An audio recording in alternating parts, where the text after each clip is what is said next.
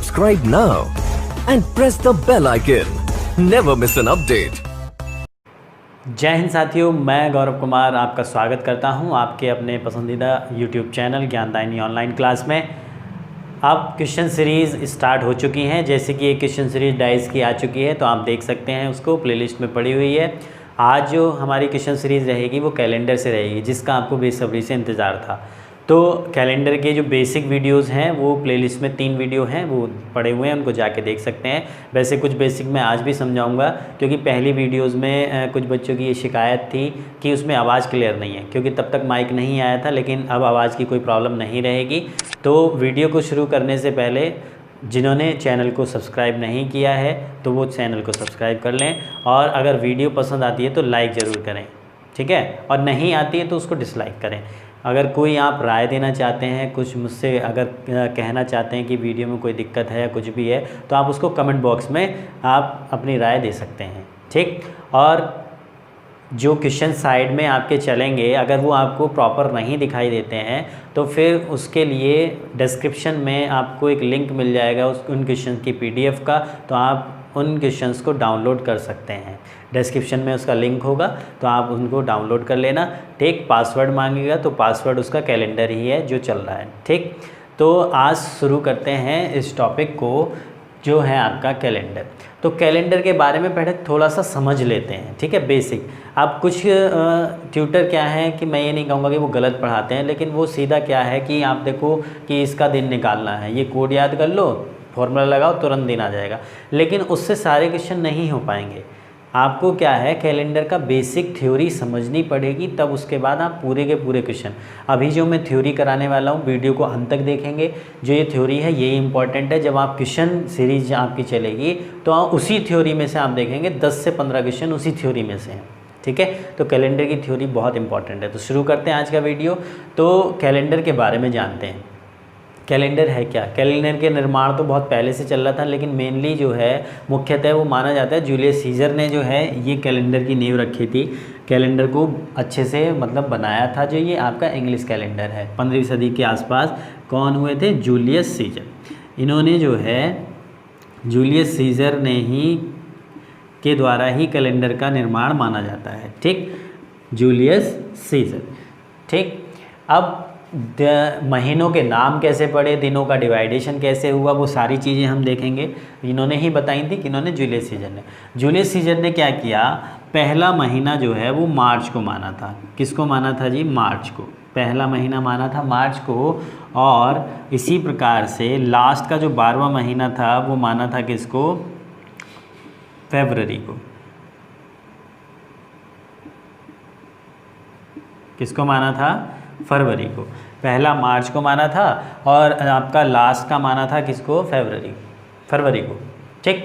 तो अब दिनों का डिवाइडेशन कैसे हुआ, महीनों के नाम कैसे पड़े, तो उसको थोड़ा सा जान लेते हैं। वैसे इसकी ज़रूरत आपको नहीं पड़ेगी, लेकिन जब टॉपिक शुरू हुआ है तो कम से कम उसका बेसिक तो हमें पता होना चाहिए। पहला महीना मार्च को माना था। महीनों के नाम कैसे करण किए थे इन्होंने? जूलियस सीजर ने मार्च, अप्रैल, मई, जून उस समय के देवी देवताओं के नाम पे रखे गए थे। जुलाई का महीना जो है वो जूलियस ने अपने नाम पे रखा था, जुलाई। जूलियस से बना जुलाई, ठीक। उसके बाद एक अगला महीना आता है आपका अगस्त। तो वहाँ के उस समय के राजा थे आपके ऑगस्टस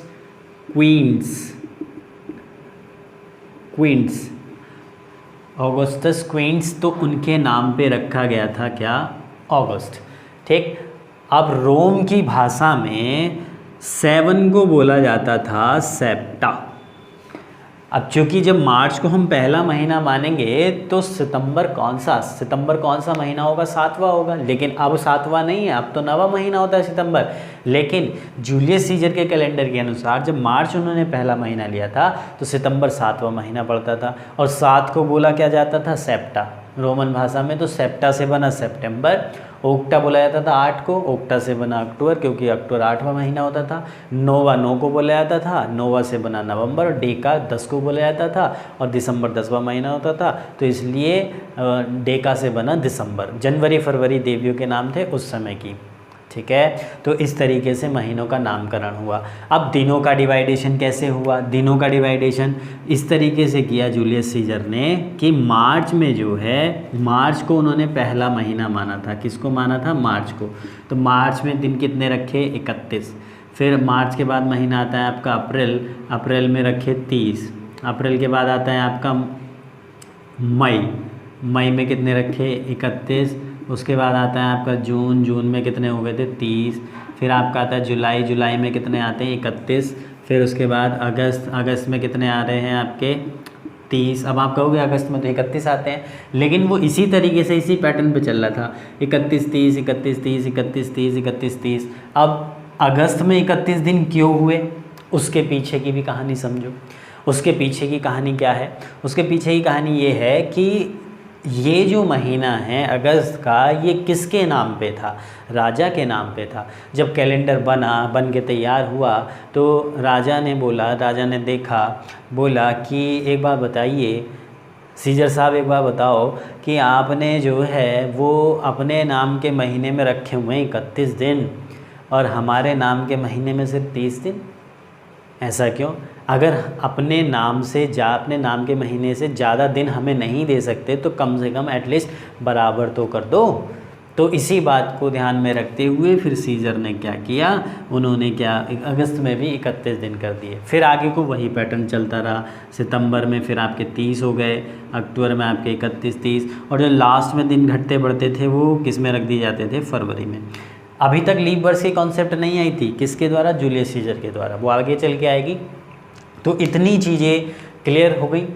दिनों का डिवाइडेशन कैसे किया, महीनों के नाम कैसे पड़े, ये सारी चीज़ें वैसे आपसे कोई पूछेगा नहीं, लेकिन हिस्ट्री की चीज़ें हैं। हिस्ट्री में आप अच्छे से इसकी डीपली अध्ययन इसका कर सकते हैं, क्योंकि कभी कभी हिस्ट्री में इस तरह का क्वेश्चन आ जाता है। हमें जब टॉपिक हम शुरुआत कर रहे हैं कैलेंडर, तो उसके बारे में थोड़ा सा पता होना चाहिए, इसलिए मैं आपको ये चीज़ें बता रहा हूँ। ठीक, हमें क्वेश्चन करने में इनकी ज़रूरत नहीं है, इनकी ज़रूरत बिल्कुल नहीं पड़ेगी। हमें तो जो है जब थ्योरी अभी आगे जो चलेगी उसकी ज़रूरत पड़ेगी। ठीक, तो ऐसा इसलिए हुआ। यही कैलेंडर चलता रहा।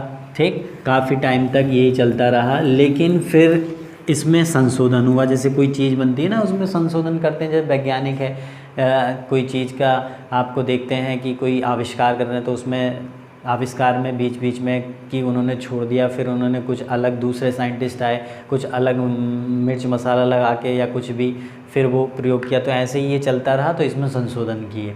अब संशोधन क्या किए? संशोधन किसने किया? 13वें पॉप थे, 13th पॉप ऑफ रोम, नाम था उनका पॉप ग्रेगरी। ठीक है, ये जो पॉप थे चर्च के, जो जिन्हें पादरी हम कहें, पॉप ग्रेगरी, ये क्वेश्चन आपका UPSSC जूनियर असिस्टेंट के एग्ज़ाम 2015 में GS के सेक्शन में पूछा गया है कि निम्न में से इनमें से किसके द्वारा लीप वर्ष की अवधारणा दी गई थी? तो वो दी गई थी किसके द्वारा? Pope Gregory, 13th pope of Rome. Rome के 13वें पोप के नाम क्या था उनका? ग्रेगरी। और इन्हीं के नाम पे ये जो इंग्लिश कैलेंडर है, इन्हीं के नाम पे चला हुआ है, और ये ग्रेगियन कैलेंडर के नाम से प्रचलित है, ग्रेगियन कैलेंडर कहलाता है। ठीक है, इन्होंने ही लीप वर्ष की अवधारणा दी। इन्होंने कोई चेंज नहीं किया कैलेंडर में, सिर्फ कितना सा चेंज किया, इन्होंने लीप वर्ष की अवधारणा दी। इन्होंने ही बताया कि हर जो चौथा वर्ष होगा लीप वर्ष होगा, उसमें फरवरी में 29 दिन होंगे, बाकी कैलेंडर जो है, बाकी जो वर्ष होंगे वो साधारण वर्ष होंगे, उसमें फरवरी 28 की होगी। ये अवधारणा इनके द्वारा दी गई थी, और इन्होंने थोड़ा सा चेंज ये कर दिया, इन्होंने पहला महीना जो है वो जनवरी को ले लिया। ठीक, जो जूलियस सीजर ने पहला महीना किसको मान रखा था? मार्च को। इन्होंने क्या किया? इन्होंने मार्च को हटा के पहला महीना जनवरी को कर दिया, बाकी इन्होंने और कोई चेंज नहीं किया। तो इन्हीं के नाम पे प्रचलित है ये जो इंग्लिश कैलेंडर है आपका, ग्रेगियन कैलेंडर कहलाता है। ठीक है, अब इतनी चीज़ें के लिए ये थोड़ा सा संक्षिप्त इतिहास हो गया, कैसे कैसे क्या था, महीनों के नाम या दिनों का डिवाइडेशन, ये लीप वर्ष कहाँ से कैसे क्या आया। ठीक है, अब बढ़ते हैं हम अपने टॉपिक की ओर। ठीक, टॉपिक में क्या हमें करना है? टॉपिक में हमें बस ये पता होना चाहिए कि साधारण वर्ष कौन से होते हैं, लीप वर्ष कौन से होते हैं। तो सबसे पहले हेडिंग आप बना लेंगे साधारण वर्ष, ऑर्डिनरी ईयर या सिंपल ईयर जिसे कहते हैं। ठीक, हिंदी में कहा जाएगा इसको क्या? साधारण वर्ष, साधारण वर्ष, ठीक है। सिंपल ईयर या ऑर्डिनरी ईयर भी कहते हैं इसको। तो परिभाषा मैं नहीं लिखाऊंगा, केवल बोलूँगा, तो आप वीडियो को पॉज करके परिभाषा को लिख सकते हैं। और नहीं पॉज करना चाह रहे तो आप जो है इसमें प्लेलिस्ट में पहले से ही कैलेंडर की एक वीडियो, 3 वीडियो पड़ी हुई है, जिसमें पहली वीडियो एन इंट्रोडक्शन के नाम से है, उसमें सारी परिभाषाएं मैंने बताई हुई हैं। तो आप वहां से जाके कॉपी पेन लेके नोट करते चलेंगे, जो जो बातें मैं बोलता चलूँगा। यहाँ तो मैं केवल मुझे क्वेश्चन ज़्यादा से ज़्यादा कराने हैं, थोड़ा सा बेसिक समझाना है, जिससे आप क्वेश्चन समझने में, जिससे आपको कोई प्रॉब्लम ना हो, ठीक है। तो साधारण वर्ष की अगर मैं बात करूं, साधारण वर्ष कौन से होते हैं? That year which is not completely divided by 4 is called आप सिंपल ईयर, ठीक है। ऐसे वर्ष जो 4 से पूर्णतः विभाजित नहीं होते साधारण वर्ष कहलाते हैं। अब एग्जाम्पल जैसे कि ले लो, 1983 हो गया आपका, ठीक है, 1755 हो गया आपका, ठीक, 2011 हो गया। इस तरीके से ये जितने भी एग्जाम्पल हैं ETC इत्यादि, जो ऐसे वर्ष, परिभाषा को ध्यान से समझो, ऐसे वर्ष जो 4 से पूर्णतः विभाजित नहीं होते, that year which is not completely divided by 4 is called simple year, ठीक। तो ध्यान से देखें, मैथ हम मैथ तो पढ़ ही रहे होंगे, नंबर सिस्टम भी अच्छा होगा।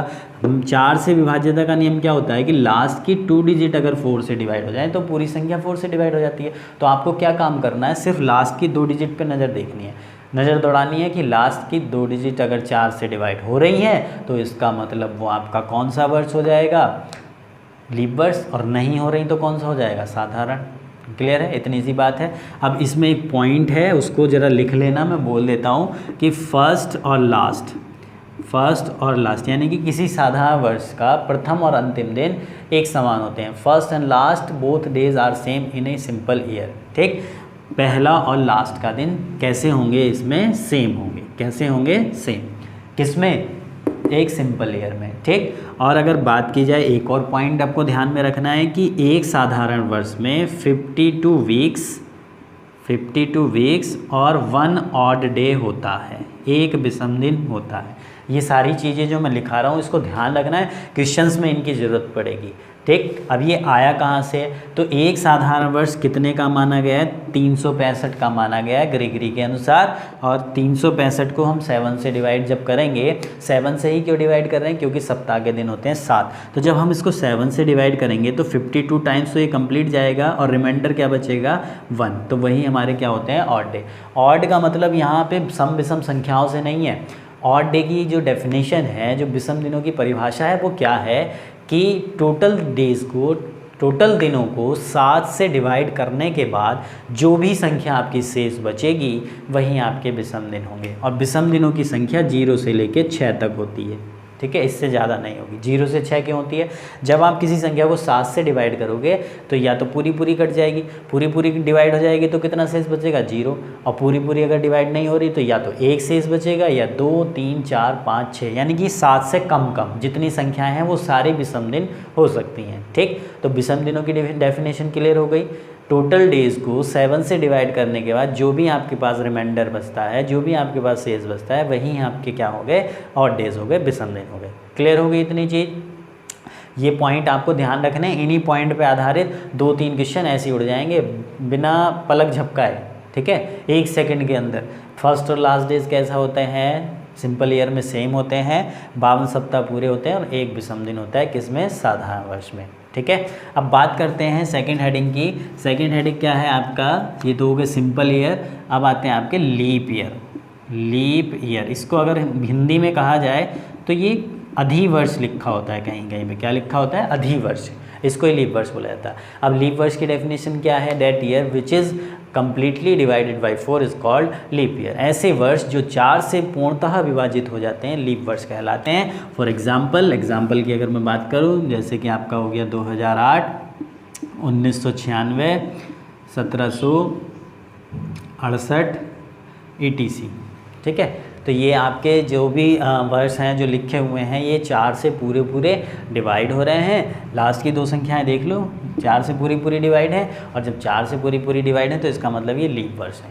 कैसे हैं, लीप वर्ष हैं। ठीक है। अब लीप वर्ष में क्या होता है, लीप वर्ष में फर्स्ट और लास्ट का जो डे है वो सेम नहीं होता। साधारण वर्ष में तो सेम होता है। साधारण वर्ष की खासियत होती है, ये आज से पहले आपने नोट किया नहीं, ये तो मुझे नहीं पता। ये साधारण वर्ष होता है ना, जैसे कि 2019 की अगर मैं बात करूं, अगर 1 जनवरी को सोमवार है तो 31 दिसंबर को भी सोमवार ही होगा। लेकिन लीप वर्ष में ऐसा नहीं होता है। लीप वर्ष जैसे ये लिखे हुए हैं आपके सामने, एक और लिख लो एग्जाम्पल, जैसे 2020 हो गया, सबसे अभी तक का घातक ईयर 2020। ऐसा वर्ष हमारी लाइफ में तो अभी तक आया नहीं है, और इसकी कहानी आप ज़रूर सुनाओगे 2020 तक की, और ऐसा वर्ष आगे उम्मीद करते हैं कि ना आए।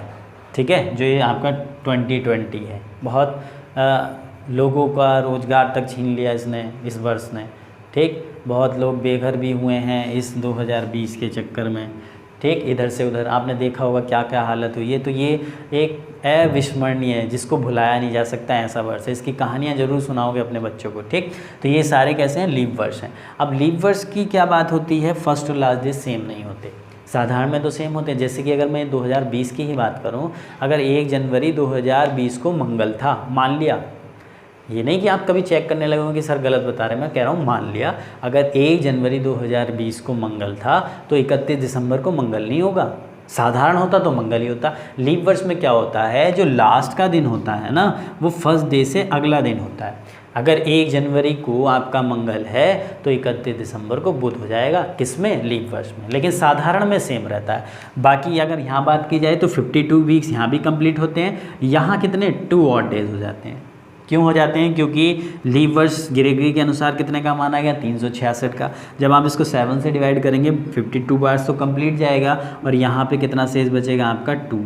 तो इसलिए यहाँ पे कितने 2 ऑड डेज होते हैं, 2। तो बस आपको याद क्या रखना है, अब यहाँ से देखो, आपको याद सिर्फ इतना सा रखना है कि फर्स्ट और लास्ट डे दोनों सेम होते हैं साधारण वर्ष में, और साधारण वर्ष में एक विषम दिन होता है, 52 सप्ताह पूरे होते हैं। और आपको यहाँ क्या याद रखना है, लीप वर्ष में, लीप वर्ष में पहला और अंतिम दिन सेम नहीं होते। अंतिम दिन जो होता है, जो लास्ट का जो दिन होता है, वो पहले दिन से अगला दिन होता है। ठीक, 52 सप्ताह यहाँ भी पूरे होते हैं, लेकिन यहाँ 2 विषम दिन होते हैं। बस इतनी सी चीज़ ध्यान रखनी है। अब यहाँ से देखो एक थ्योरेटिकल क्वेश्चन बन के आता है। इतनी चीज़ क्लियर हो गई, इतनी चीज़ क्लियर हो गई ना। यहाँ से थ्योरेटिकल क्वेश्चन क्या बन के आता है, उसको ज़रा देख लो। थ्योरेटिकल क्वेश्चन ये बन के आ जाता है कि सप्ताह का कोई सा एक दिन एक साल में, कोई सा भी वर्ष हो, चाहे वो एक साल जो लिखा हो, चाहे साधारण हो, चाहे लीप वर्ष हो, एक साल में अधिकतम कितनी बार आ सकता है, ये सवाल है। तो अभी हमने थ्योरी में देखा, अगर मैं एक सिंपल ईयर की बात करूं, सिंपल ईयर में क्या होता है, 52 वीक्स होते हैं और 1 क्या होता है, ऑड डे। और अगर मैं लीप ईयर की बात करूं तो 52 वीक कंप्लीट होते हैं, 2 ऑड डे होते हैं।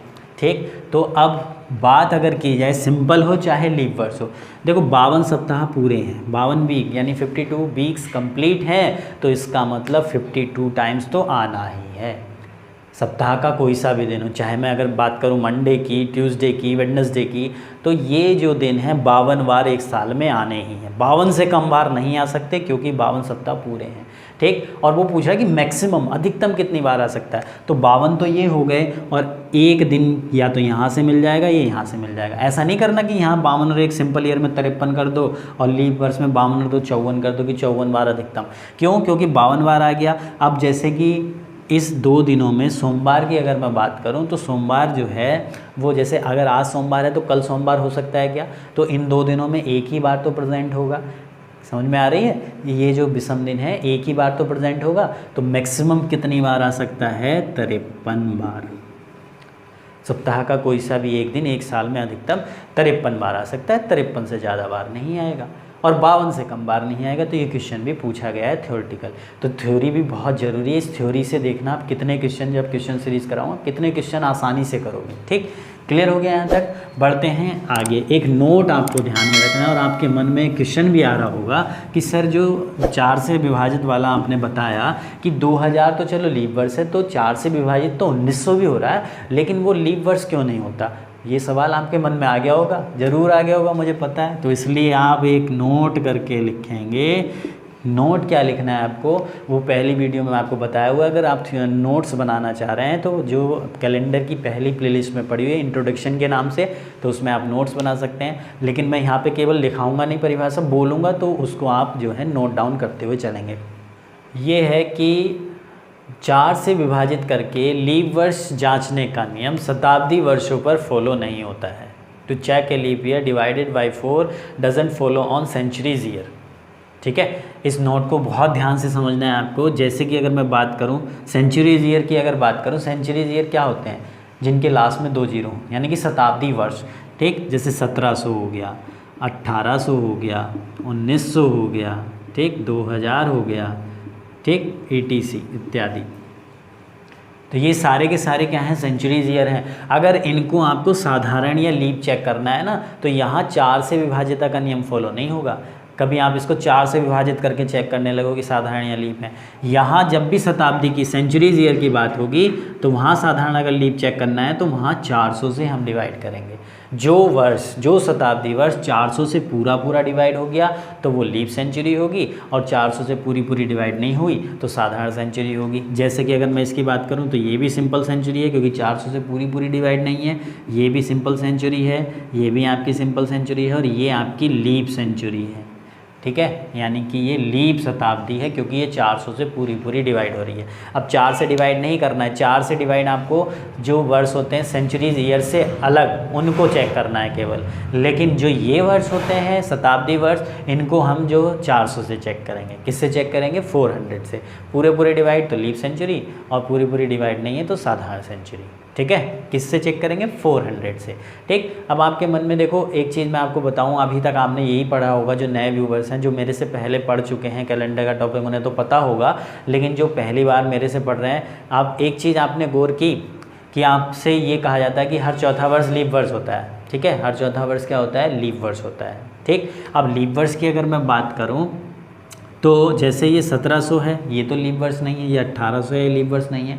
1700 से आगे अगर मैं बढ़ूंगा तो 1704 मुझे लीप वर्ष मिलेगा, 1708 मिलेगा, 1712 मिलेगा, 1716 मिलेगा। इसी तरीके से 1796 आपका लीप वर्ष होगा। ठीक, 1800 के अगर बाद में बात करूं तो 1804 आपका क्या होगा, लीप वर्ष होगा।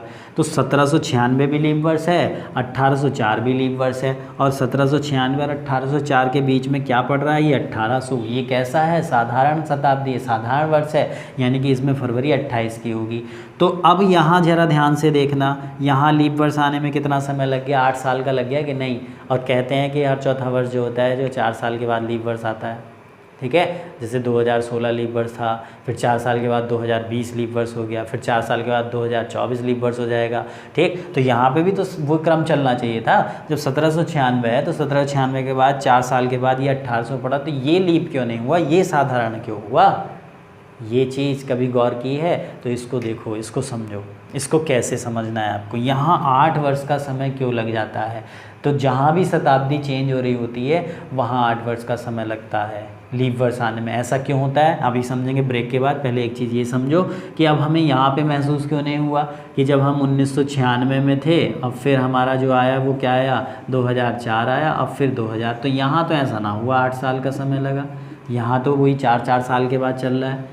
ठीक, यहाँ तो वो 4-4 साल के बाद ही चल रहा है। यहाँ 96 के 4 साल बाद ही 2000 में लीप वर्ष हो गया, 2000 के बाद 2004 में भी लीप वर्ष हो गया। तो यहाँ क्यों ऐसा हुआ, तो इसको समझते हैं अब ऐसा क्यों होता है। ठीक, ऐसा इसलिए होता है, देखो ध्यान से, ये बातें वैसे तो एग्ज़ाम में नहीं है, लेकिन जब आप पढ़ रहे हो तो अच्छे से पढ़ो।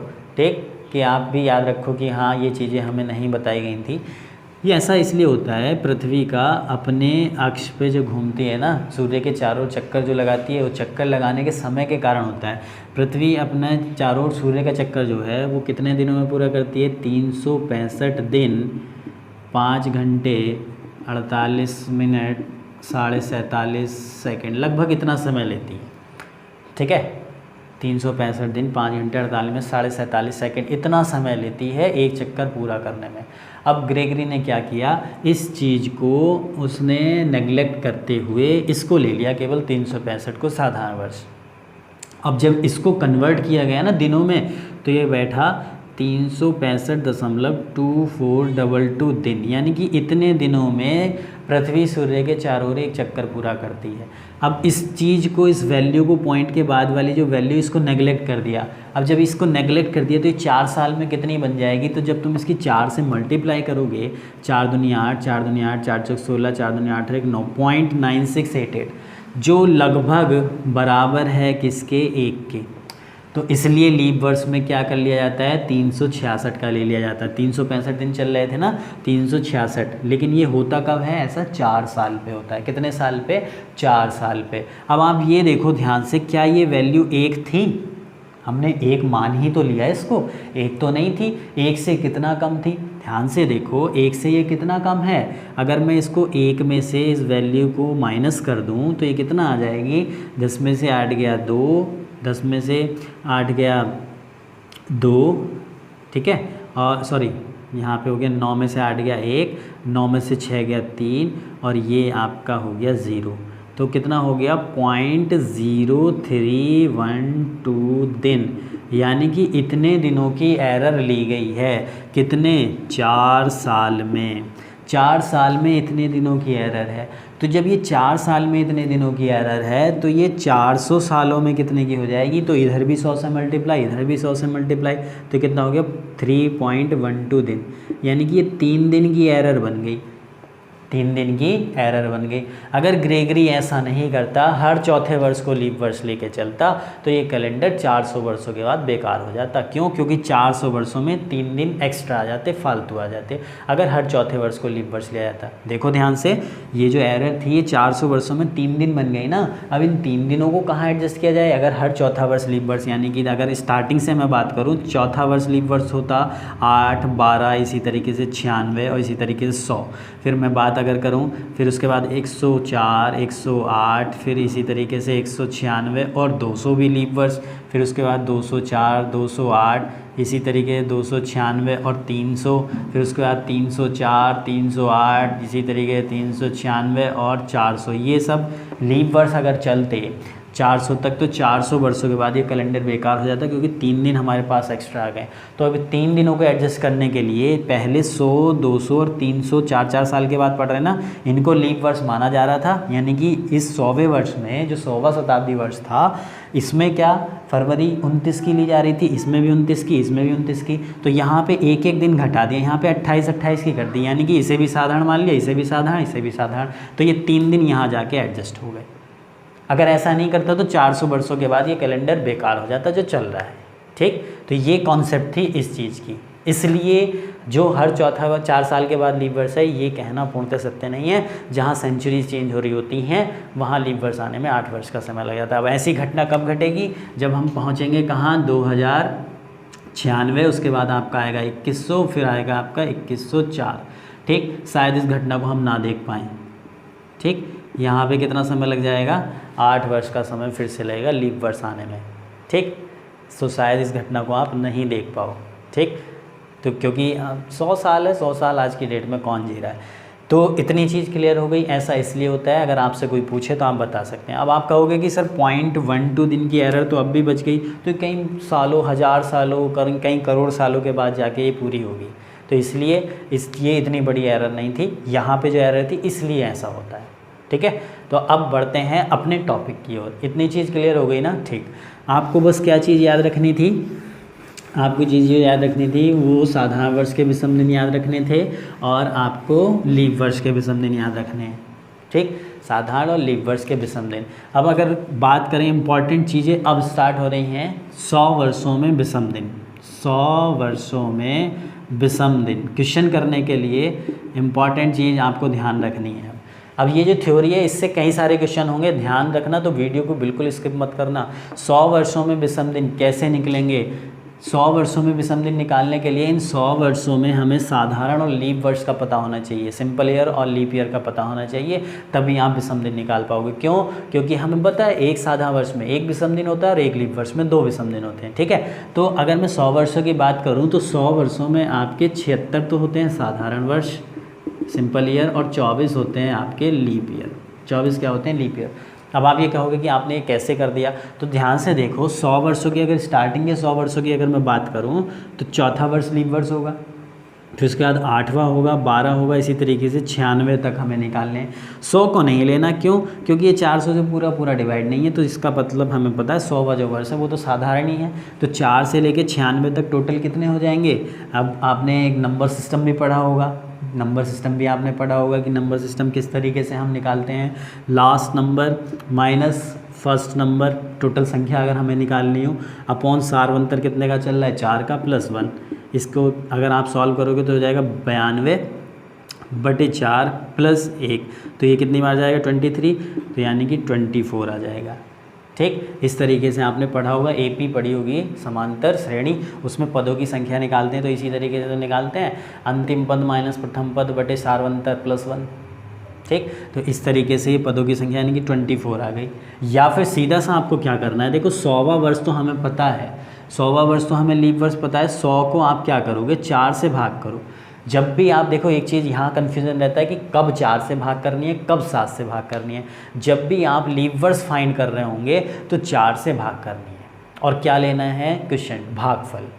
और जब आपको विषम दिन चाहिए होंगे तब आप 7 से भाग करेंगे टोटल दिनों को, और क्या लेंगे? रिमाइंडर, शेषफल। ये दोनों बातें नोट करके लिख लेना जो अभी मैंने बोली हैं। ठीक, तो 4 से जब तुम इसको भाग करोगे 25 बार जाएगा पूरा पूरा, तो रिमाइंडर हमारे पास कितना आया? 25। 25 लीप वर्ष नहीं होते, क्यों? क्योंकि इस 25 में हमने 100 को भी तो ऐड कर लिया, और जो कि हमें पता है 100 जो है शताब्दी है। और कैसी शताब्दी है? साधारण, क्योंकि 400 से पूरी पूरी डिवाइड नहीं है, तो 25 में से एक गया, कितना हो गया? 24। तो जब 100 में आपके 24 लीप वर्ष हो गए तो साधारण कितने बचे? 100 में से 24 माइनस कर देंगे तो कितना हो जाएगा? 76। क्लियर हो गया? ठीक, ये सारी बातें ये एक नोट करके वीडियो को पूरा देखेंगे, सारी चीज़ें क्लियर होती चली जाएंगी। वीडियो भले से लंबा होगा लेकिन इतना हेल्पफुल रहेगा एग्ज़ाम से पहले। एक बार ये कभी भी जब भी आपको समय मिले, कैलेंडर में आप कभी नहीं अटकोगे, पढ़ाने लग जाओगे, इतने एक्सपर्ट हो जाओगे।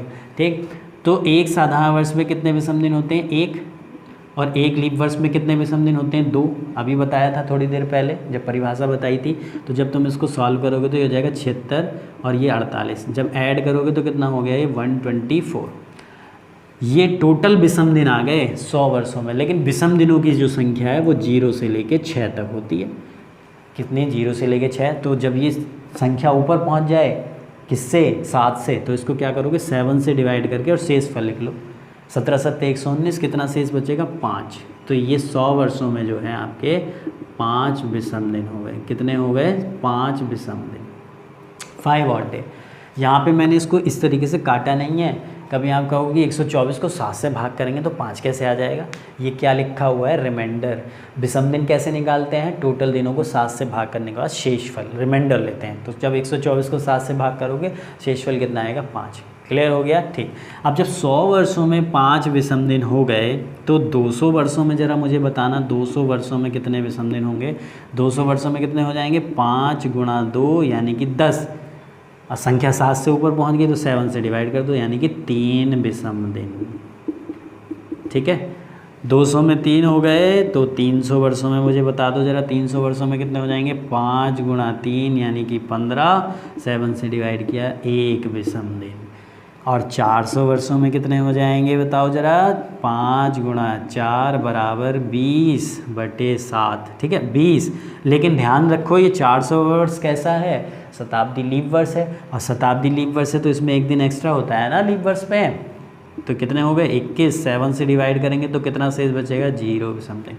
तो बस आपको ये 400 तक याद रखने हैं। अब इनकी ज़रूरत क्वेश्चन में पड़ेगी, ये फालतू की चीज़ें नहीं चल रही हैं, इनको ध्यान में रखना है। ये ऐसा मेथड है कभी कहीं फेल नहीं होगा, इसमें कोई चीज़ आपको याद नहीं रखनी, सारी चीज़ें निकल के आ जाती हैं। 100 वर्षों में कितने? 5, 200 में 3, 300 में 1, 400 में 0। याद करने का तरीका भी अगर मैं बताऊं तो इधर देखो विषमी संख्याएं हैं और घटते क्रम में है, और इधर वर्ष बढ़ते क्रम में है। 5 3 1 0। 100 में 5, 200 में 3, 300 में 1 और 400 में 0 विषम दिन। क्लियर हो गया? अब जैसे अगर हमें 500 में चाहिए होंगे, अब आपके मन में आ रहा होगा कि ऊपर को कैसे निकलेंगे? 500 में चाहिए तो हमें मैक्सिमम और मिनिमम में तोड़ना है इसको। मैक्सिमम शताब्दी हमारे पास कितनी है? 400। यानी कि 400 से डिवाइड होने वाले वर्ष तो हमें एक अलग कर लेने हैं हर बार। ठीक, अब बचे कितने? 100। तो 400 में कितने होते हैं 0, 100 में 5, तो 500 में कितने हो जाएंगे 5 हो जाएंगे। 500 में कितने हो जाएंगे 5। अगर मैं बात करूं मुझे 1800 में चाहिए, किस में चाहिए 1800 में, तो 1800 को कैसे अलग करोगे 1600 प्लस 200।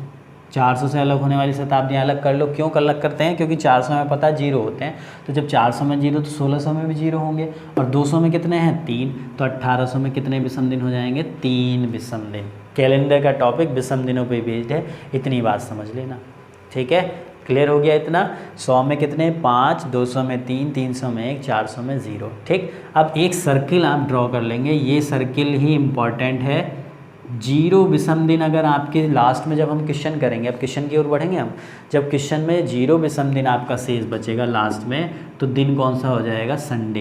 1 विषम दिन अगर निकल के आता है तो आपका दिन हो जाएगा मंडे, 2 होता है तो आपका दिन हो जाएगा ट्यूसडे, 3 होता है तो आपका दिन हो जाएगा वेडनेसडे, 4 अगर विषम दिन बच के आते हैं दिन हो जाएगा आपका थर्सडे, 5 पे हो जाएगा फ्राइडे, और 6 पे हो जाएगा आपका सैटरडे।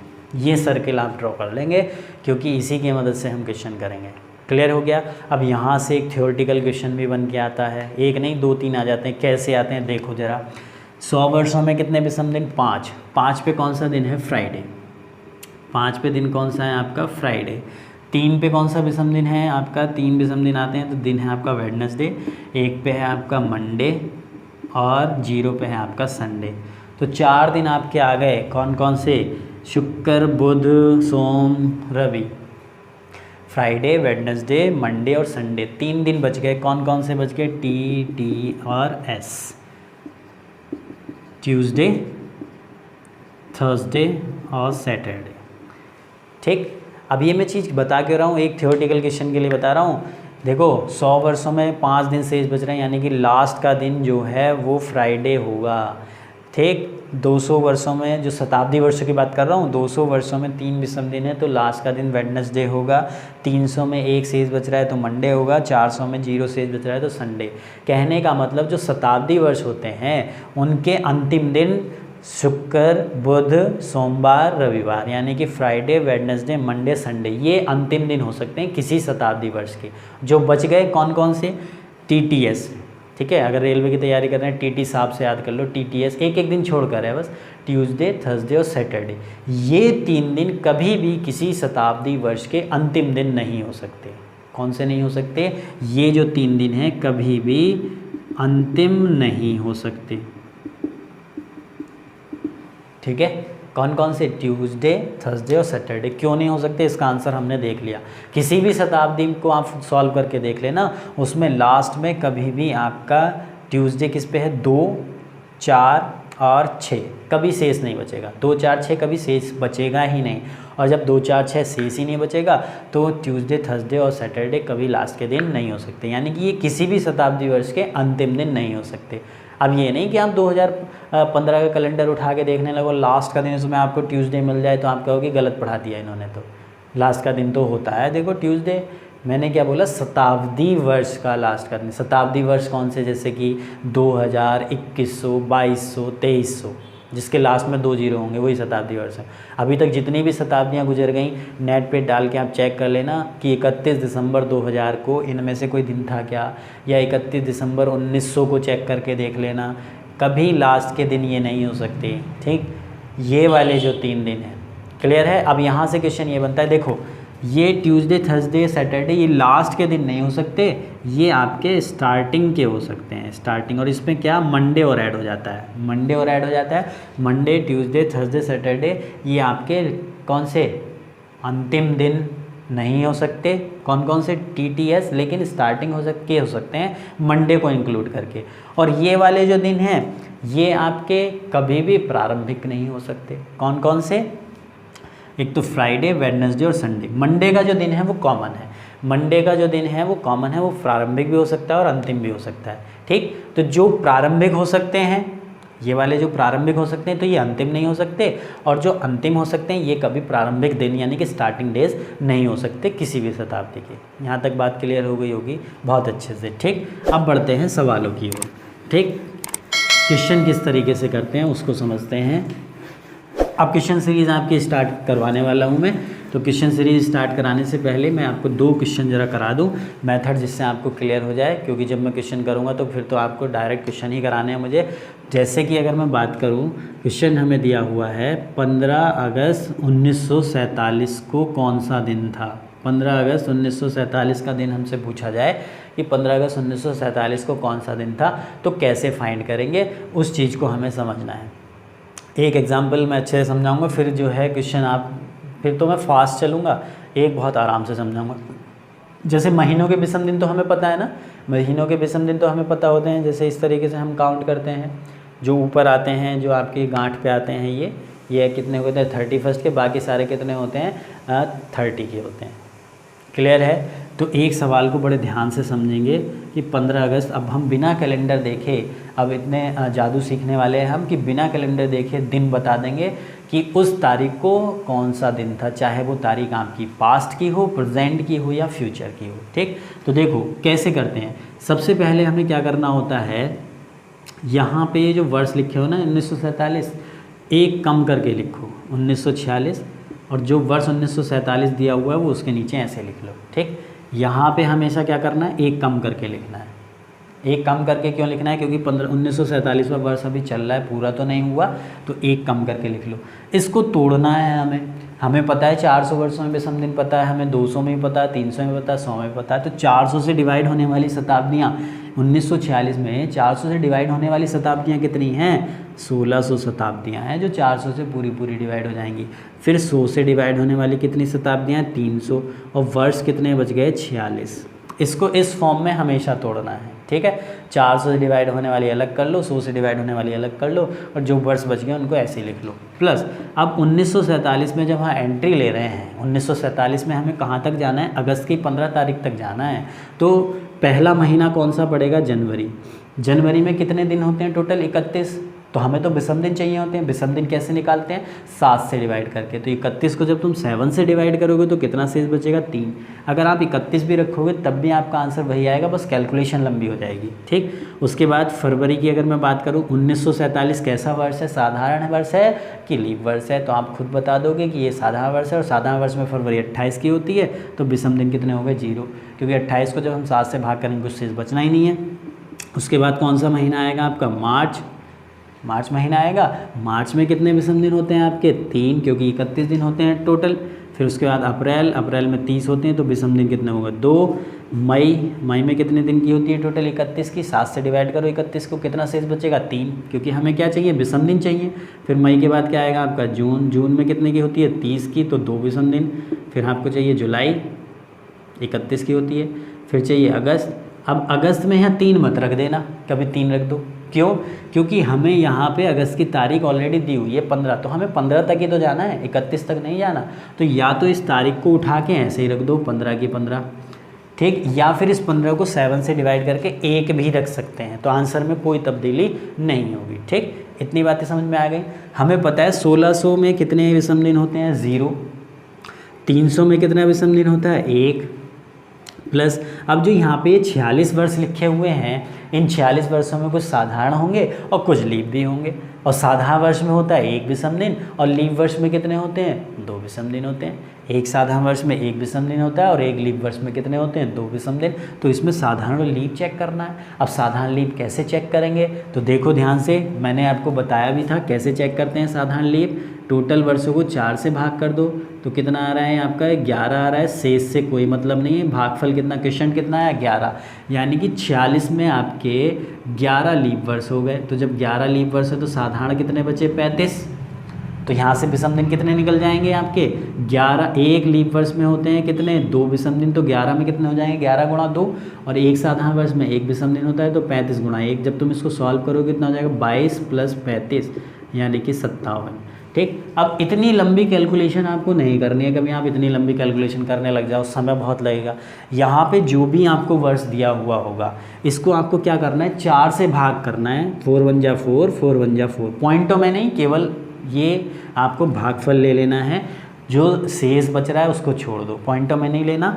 4 को जब हम 46 से भाग करेंगे तो भागफल हमारे पास कितना आएगा, 11। क्वेश्चन जो आएगा वो 11 आएगा। अब इसको इसी में जोड़ दो तो कितना मिल जाएगा, 57। वहाँ हम सॉल्व कर रहे थे तब भी 57 था, और अब भी कितना है, 57। क्लियर हो गया इतनी बात। प्लस इन सबको ऐड कर लो, तो इन सबको जब तुम ऐड करोगे 15, 5 20, 5 25 और 6 31, जब टोटल किया तो ये कितना हो गया आपका 89। 7 से डिवाइड किया, कितना शेष बच रहा है 5। और 5 पे कौन सा दिन था जो सर्किल बनवाया था, ध्यान होगा, फ्राइडे। तो 15 अगस्त 1947 को कौन सा दिन था, शुक्रवार। ये था पहला मेथड। अब आप कहोगे कि सर हमने तो बहुत दूसरा मेथड पढ़ रखा है, हमने तो कोड वाला पढ़ रखा है, बहुत आसान है, 144 025 036 वाला। और कुछ कहेंगे कि हमने तो वो वाला पढ़ रखा है 033 61 46 25 035। तो वो भी मैं आपको बताऊंगा। ये जो तरीका है ये कभी फेल नहीं होता, ये वाला जो तरीका है, और ज़्यादा समय भी नहीं लगता। ठीक है, अगर मैं बात करूं समय की, तो ये तो मैंने लिख के आपको बताया कि यहाँ 1946 लिखो, यहाँ 1947 लिखो। ठीक, आप जब क्वेश्चन करेंगे ना तो इतनी चीज़ें तो गायब कर देनी है आपको। 1600 ये 1946 नहीं लिखना, 1600 नहीं लिखना, आप सीधे क्या करेंगे 300 और 46 में तोड़ो। 300 में एक विषम दिन, 46 को 4 से भाग करो, मुश्किल से मुश्किल 20 सेकंड के अंदर आपका आंसर आएगा। अभी मैं खुद करके बताऊंगा कैसे। ये तो समझाने के लिए था जो नए व्यूवर्स हैं। तरीका क्लियर हुआ। ठीक, अब सेकंड मेथड की ओर बढ़ते हैं। सेकंड मेथड में क्या दिया हुआ है, सेकंड मेथड की ओर बढ़ते हैं। सेकंड मेथड में क्या दिया हुआ है आपका, सेकंड मेथड जो है वो किस तरीके से दिया होगा। सेकंड मेथड से कैसे, इसी क्वेश्चन को समझ लेते हैं। 15 अगस्त 1947 का दिन हमें निकालना है कि 15 अगस्त 1947 को कौन सा दिन था। सेकंड मेथड से इसको समझते हैं। तो सेकंड मेथड के लिए आपको कुछ कोड याद रखने पड़ेंगे। ठीक है, वो कोड क्या है, एक तो आपको याद रखना है साधारण वर्ष के लिए, ठीक, सिंपल ईयर के लिए जो कोड होते हैं वो होते हैं आपके 0 33 61 40 25 0 35। याद करने का तरीका क्या है, इसको इस तरीके से याद कर लो। ये किसी का PNT नंबर है, ये PNT नंबर होगा और ये है कोड नंबर 0 33 61 46 25 0 35। ठीक, और लीप वर्ष के लिए, लीप ईयर के लिए कोड जो है चेंज हो जाता है 6-2। ठीक, यानी कि जनवरी का 6 हो जाता है। ये जो है 12 कोड होंगे आपके हर महीने के लिए, जनवरी फरवरी मार्च अप्रैल मई जून जुलाई अगस्त सितंबर अक्टूबर नवंबर दिसंबर। ठीक है, यहाँ पे ये जनवरी का 6 हो जाएगा और फरवरी का 2, किसके लिए, लीप वर्ष के लिए। बाकी पूरा कोड जो है वो आपका सेम रहेगा, बाकी पूरा कोड जो है ऐसे का ऐसे ही रहेगा। ये कोड आपको याद ही करने पड़ेंगे इस मेथड में। ठीक, अब एक मेथड आपके मन में आ रहा होगा कि सर हमने तो 144 वाला पढ़ रखा है, वो भी मैं बता दूंगा। दोनों ही सेम है, बस अंतर कहाँ है वो समझने की बात है। यहाँ पे देखो 0 से हम शुरू कर रहे हैं। यहाँ इस मेथड में 0 पे संडे होगा, 0 पे क्या लिया जाएगा, संडे।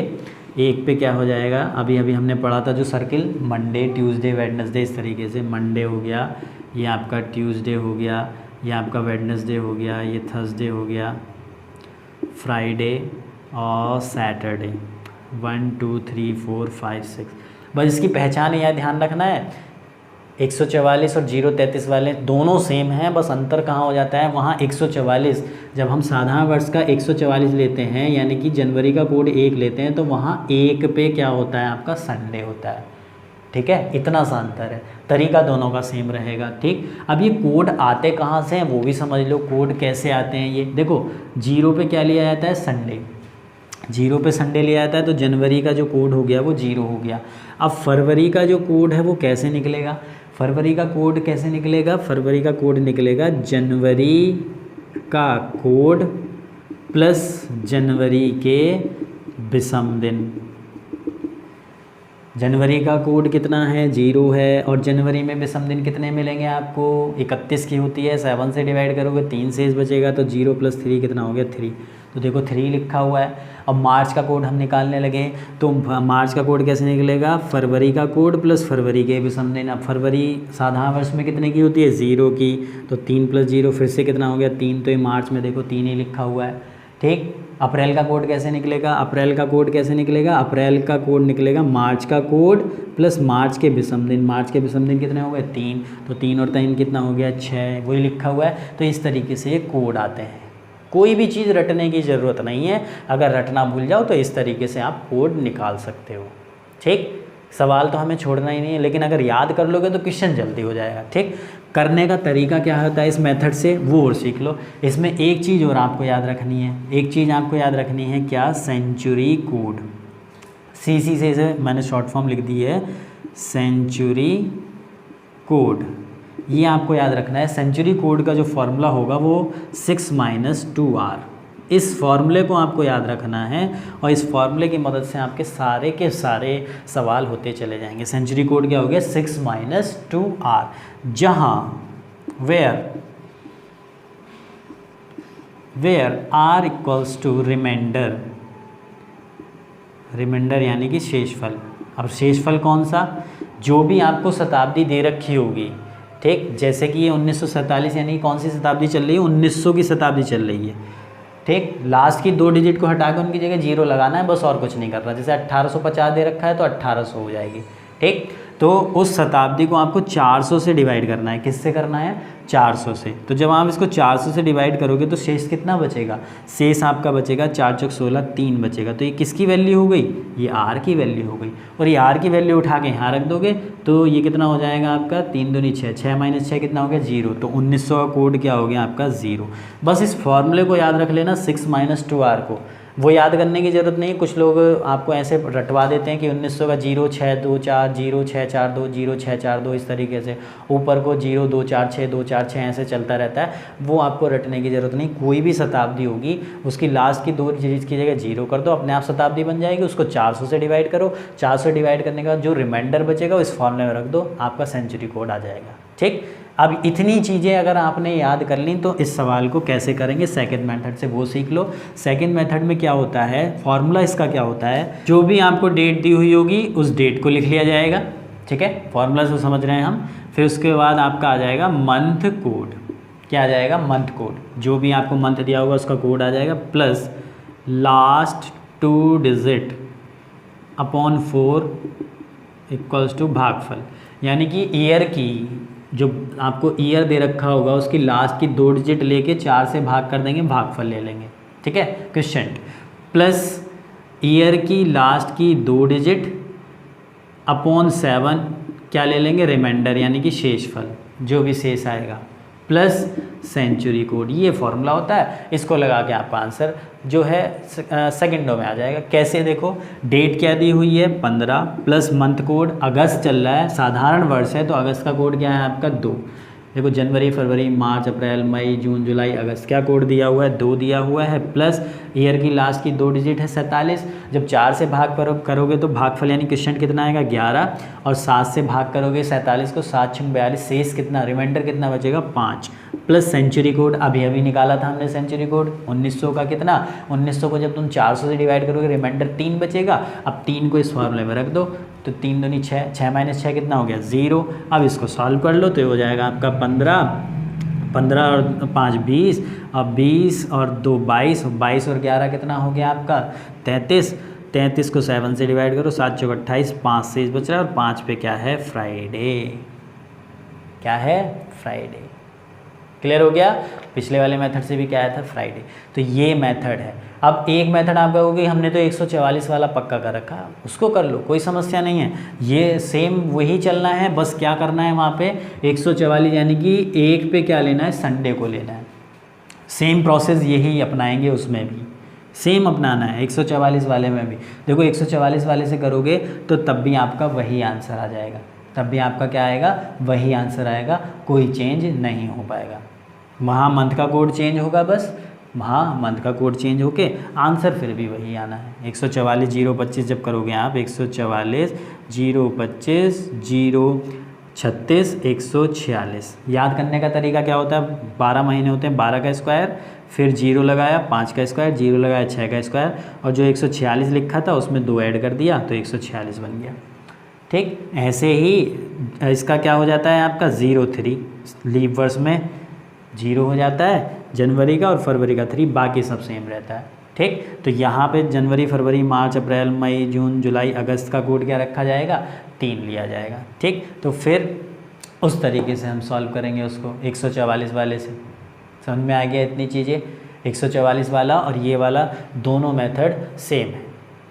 क्लियर है, कर लोगे उससे। अब ये कोड हमें याद रखने पड़ेंगे, ये कोड हमें याद रखने पड़ेंगे। क्यों? क्योंकि इससे एक क्वेश्चन हो जाता है हमारा। कैसे? देखो, कभी कभी वो पूछेगा कि जनवरी के जैसा साधारण वर्ष में और कौन सा महीना होता है। तो जनवरी के जैसा और कौन सा महीना होता है? देखो ध्यान से, जनवरी के जैसा महीना होता है, जनवरी का कोड 0 है, तो साधारण वर्ष में 0 और किसका कोड आ रहा है? अक्टूबर। तो जनवरी के जैसा महीना कौन सा हो गया? अक्टूबर।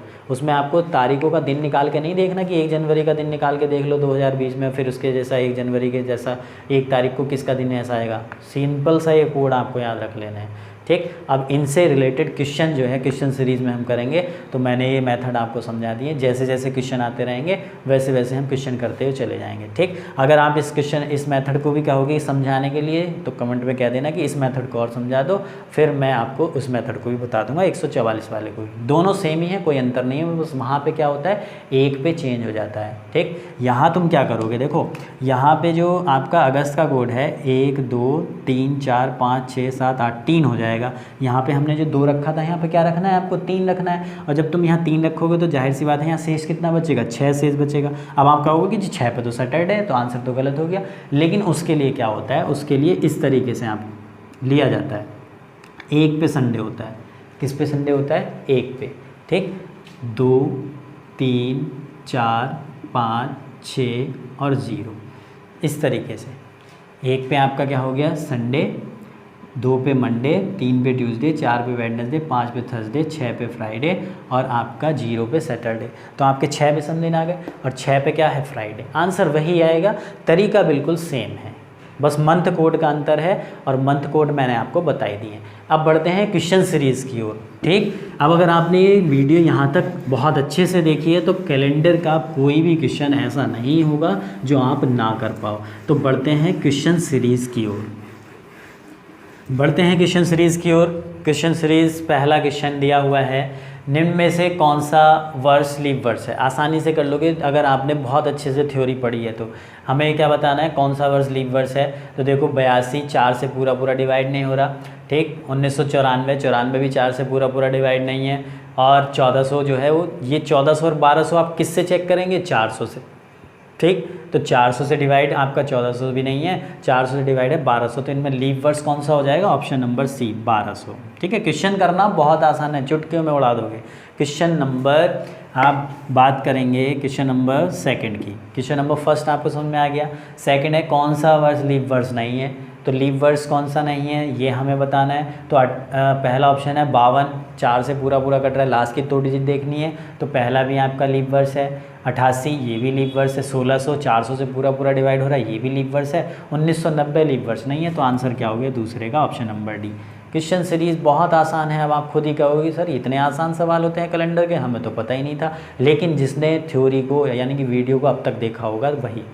ठीक, तीसरा क्वेश्चन है 10 मई 1857 को कौन सा क्वेश्चन होगा? क्वेश्चन नंबर तीसरा, 10 मई 1857 का दिन हमें बताना है।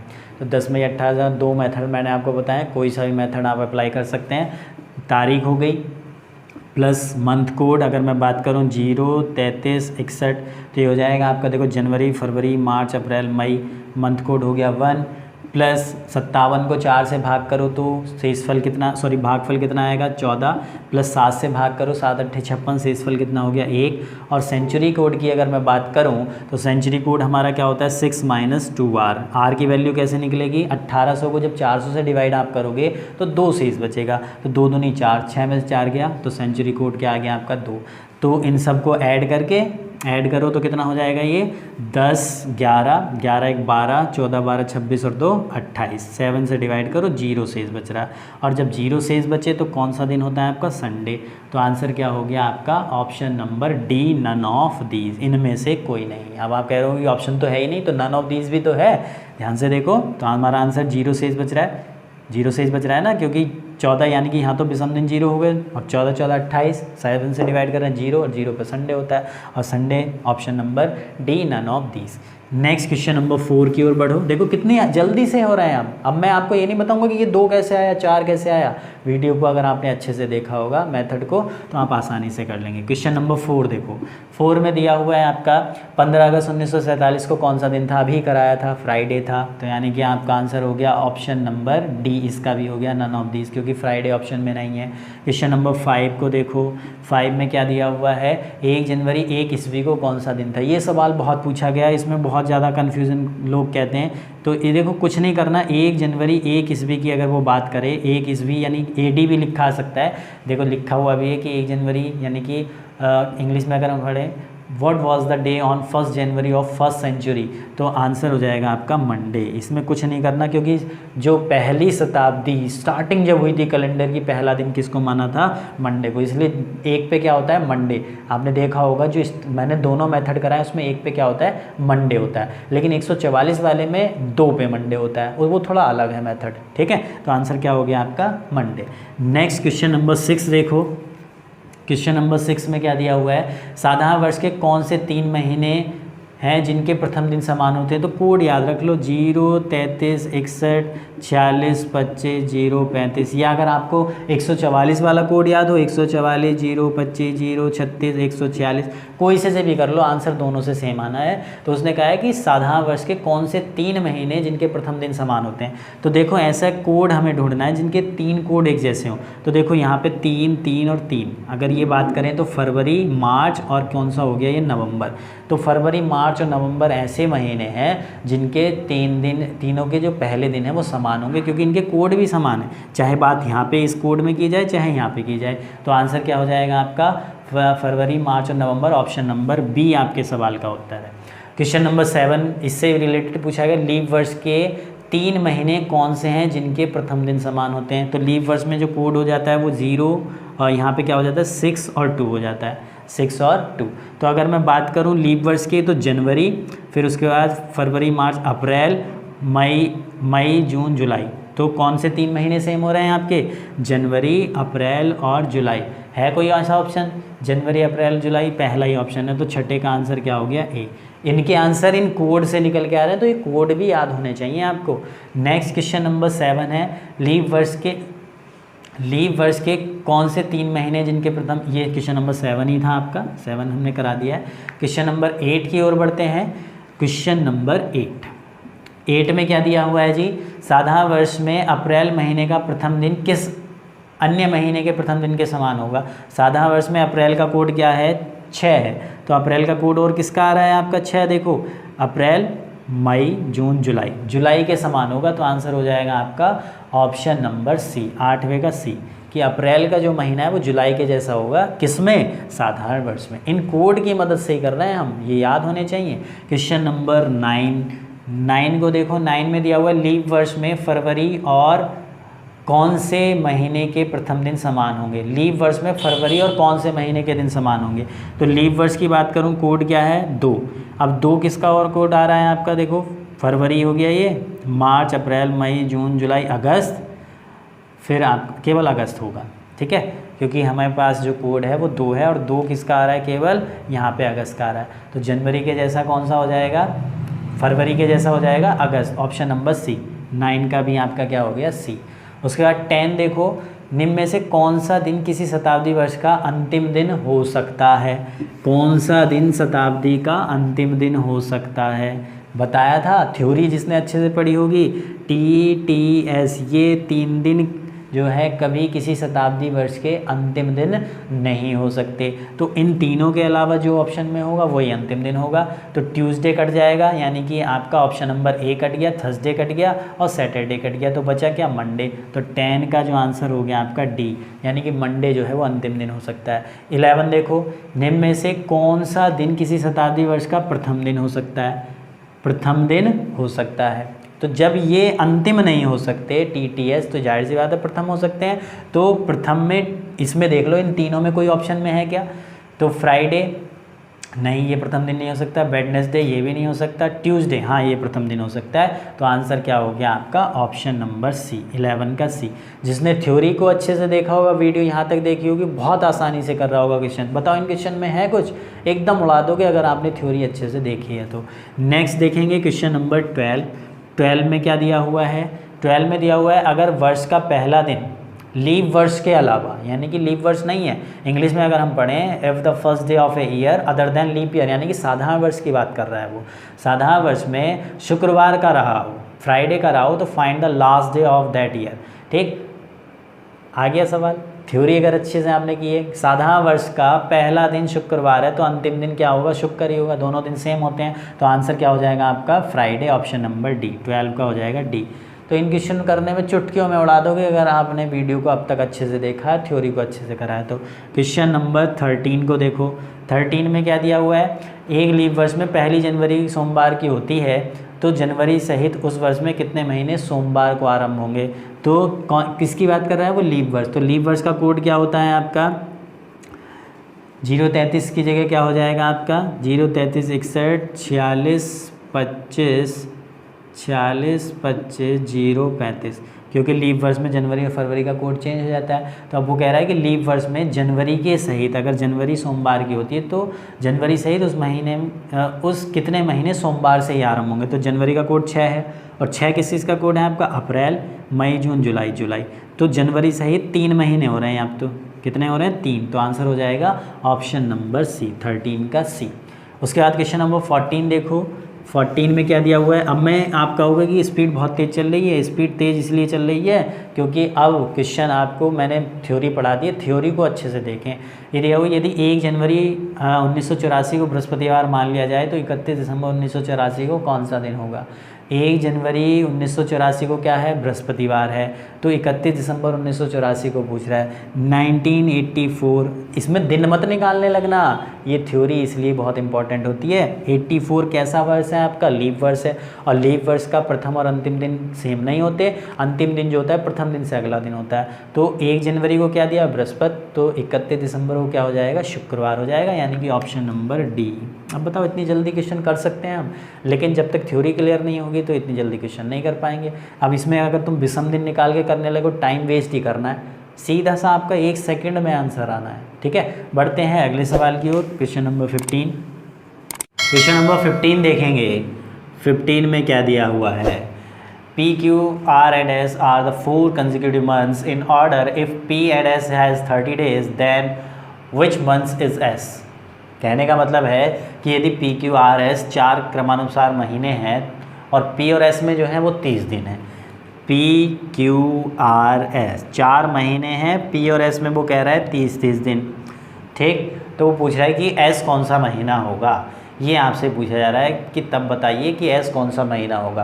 तो ध्यान से देखो कि हमारे पास जो दिनों का डिवाइडेशन है वो है 30 31 30 31 30 31। तो यहाँ पे 30 है तो फिर 31 फिर 30 फिर 31 होना चाहिए था।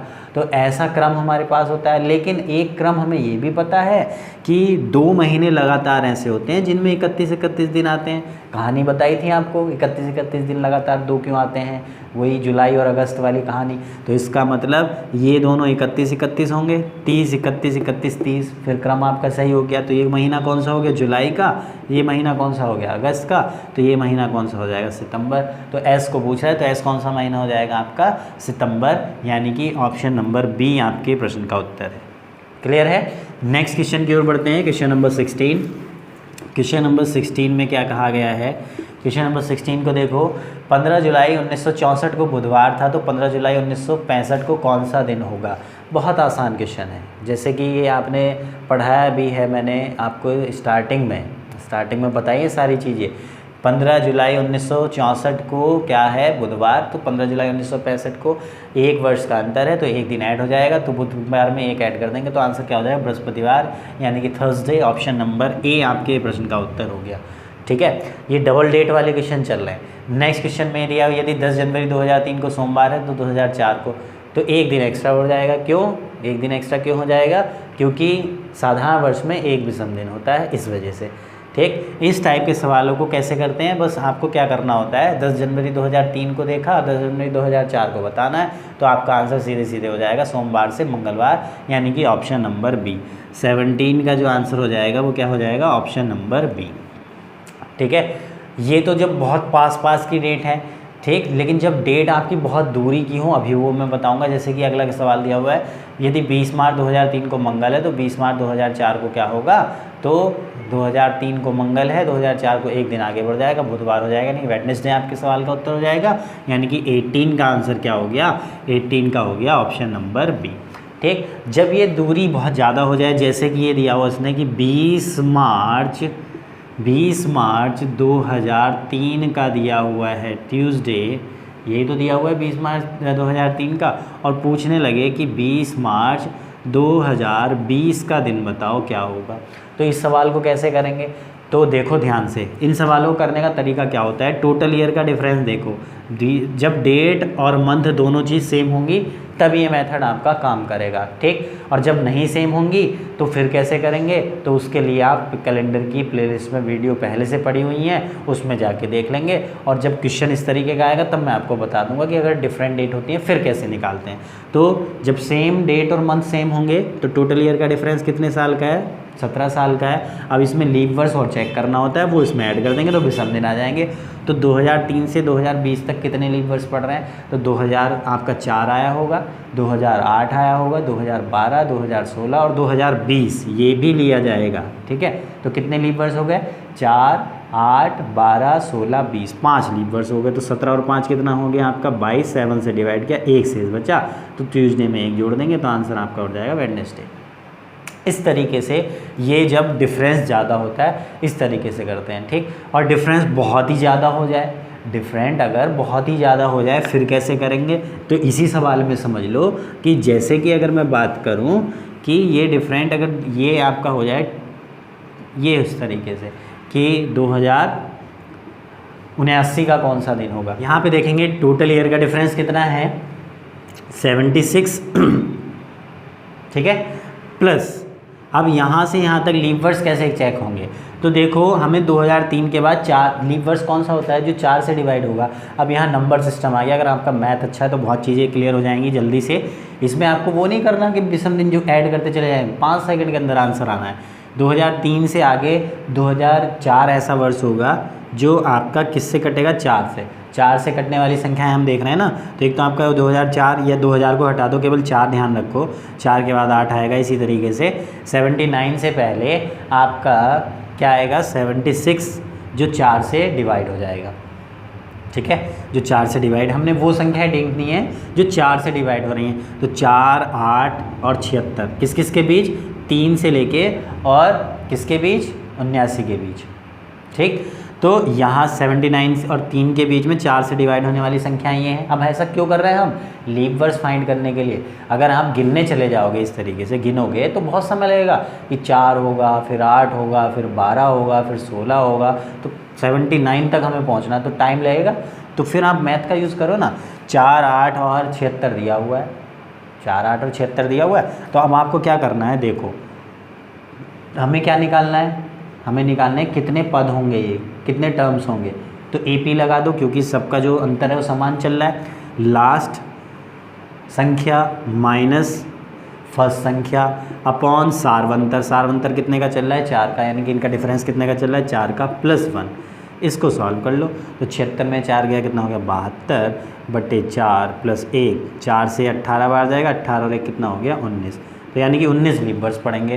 तो 76 प्लस 19, अब जब 76 प्लस 19 आप करोगे तो ये कितना हो जाएगा आपका 9, 6, 15, 7 और 1 8 और 1 9, 95 हो जाएगा।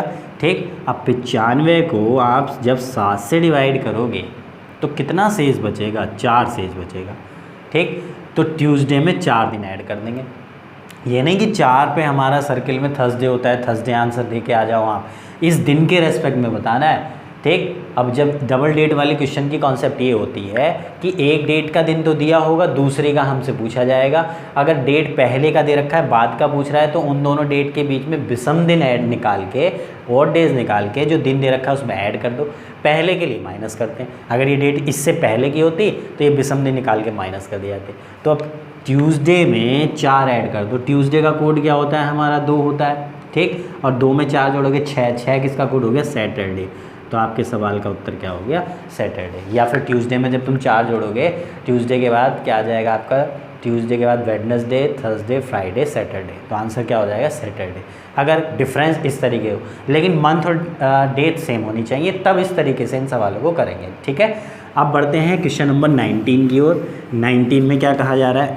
उम्मीद कर रहा हूँ बहुत अच्छे से क्लियर होती चली आ रही होंगी चीज़ें। क्वेश्चन नंबर 19 में देखो क्या दिया हुआ है कि यदि वर्ष 1997 में गणतंत्र दिवस यानी कि 26 जनवरी को मनाया जाता है, कि if the republic day was Sunday in 1997, 26 जनवरी 1997 का जो है वो संडे दिया हुआ है, ठीक।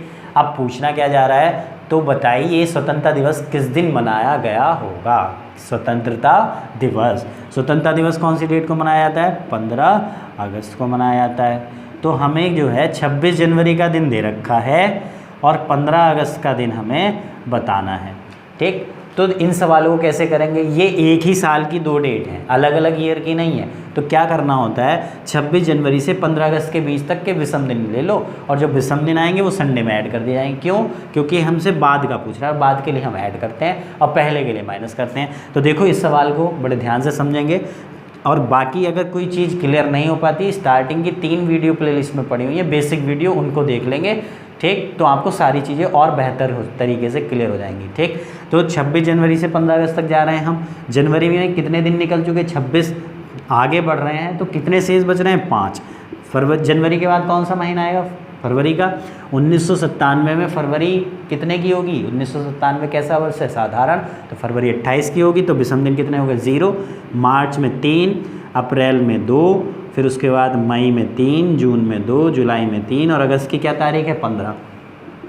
तो इस तारीख को ऐसे ही रख दो, ठीक। या फिर आप इसको 7 से डिवाइड करके एक जो शेष बचेगा, एक वो भी रख सकते हैं, आपकी मर्जी है, ठीक। एक भी रख सकते हैं, कोई ज़रूरी नहीं 15 ही आपको रखना है। यानी कि जहाँ तक हम पहुँच रहे हैं उस डेट को ही रख दो, या उस डेट को 7 से डिवाइड करके रख दो। अब इसको ऐड कर लो। 15, 5 20, 5 25, 5 30 और 3 33। 7 से डिवाइड कर दो। 7 चौक 28। कितना शेष बच रहा है? 5 शेष बच रहा है। अब 5 शेष बच रहा है तो संडे में 5 ऐड कर दो। तो संडे में जब तुम 5 यानी कि 0 में जब तुम 5 ऐड करोगे, क्योंकि संडे का कोड क्या होता है? 0 होता है। अब जब 0 में तुम 5 ऐड करोगे तो 5 ही आएगा। और 5 किसका कोड होता है? जो सर्किल बनवाया था अभी थोड़ी देर पहले, 5 होता है फ्राइडे का। तो आपके सवाल का उत्तर हो गया फ्राइडे। 15 अगस्त को कौन सा हो जाएगा? शुक्रवार। आंसर हो गया आपका ऑप्शन नंबर डी, 19 का डी।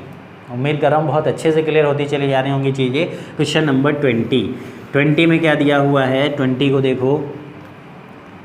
20 दिया हुआ है आपका, महेश का जन्म 10 फरवरी को हुआ। यदि उस वर्ष गणतंत्र दिवस सोमवार को मनाया गया तो महेश का जन्म किस दिन हुआ? 10 फरवरी को हो रहा है गणतंत्र दिवस जो है। गणतंत्र दिवस कब मनाया जाता है? Mahesh was born on 10 February if the republic day of that year was celebrated on Monday.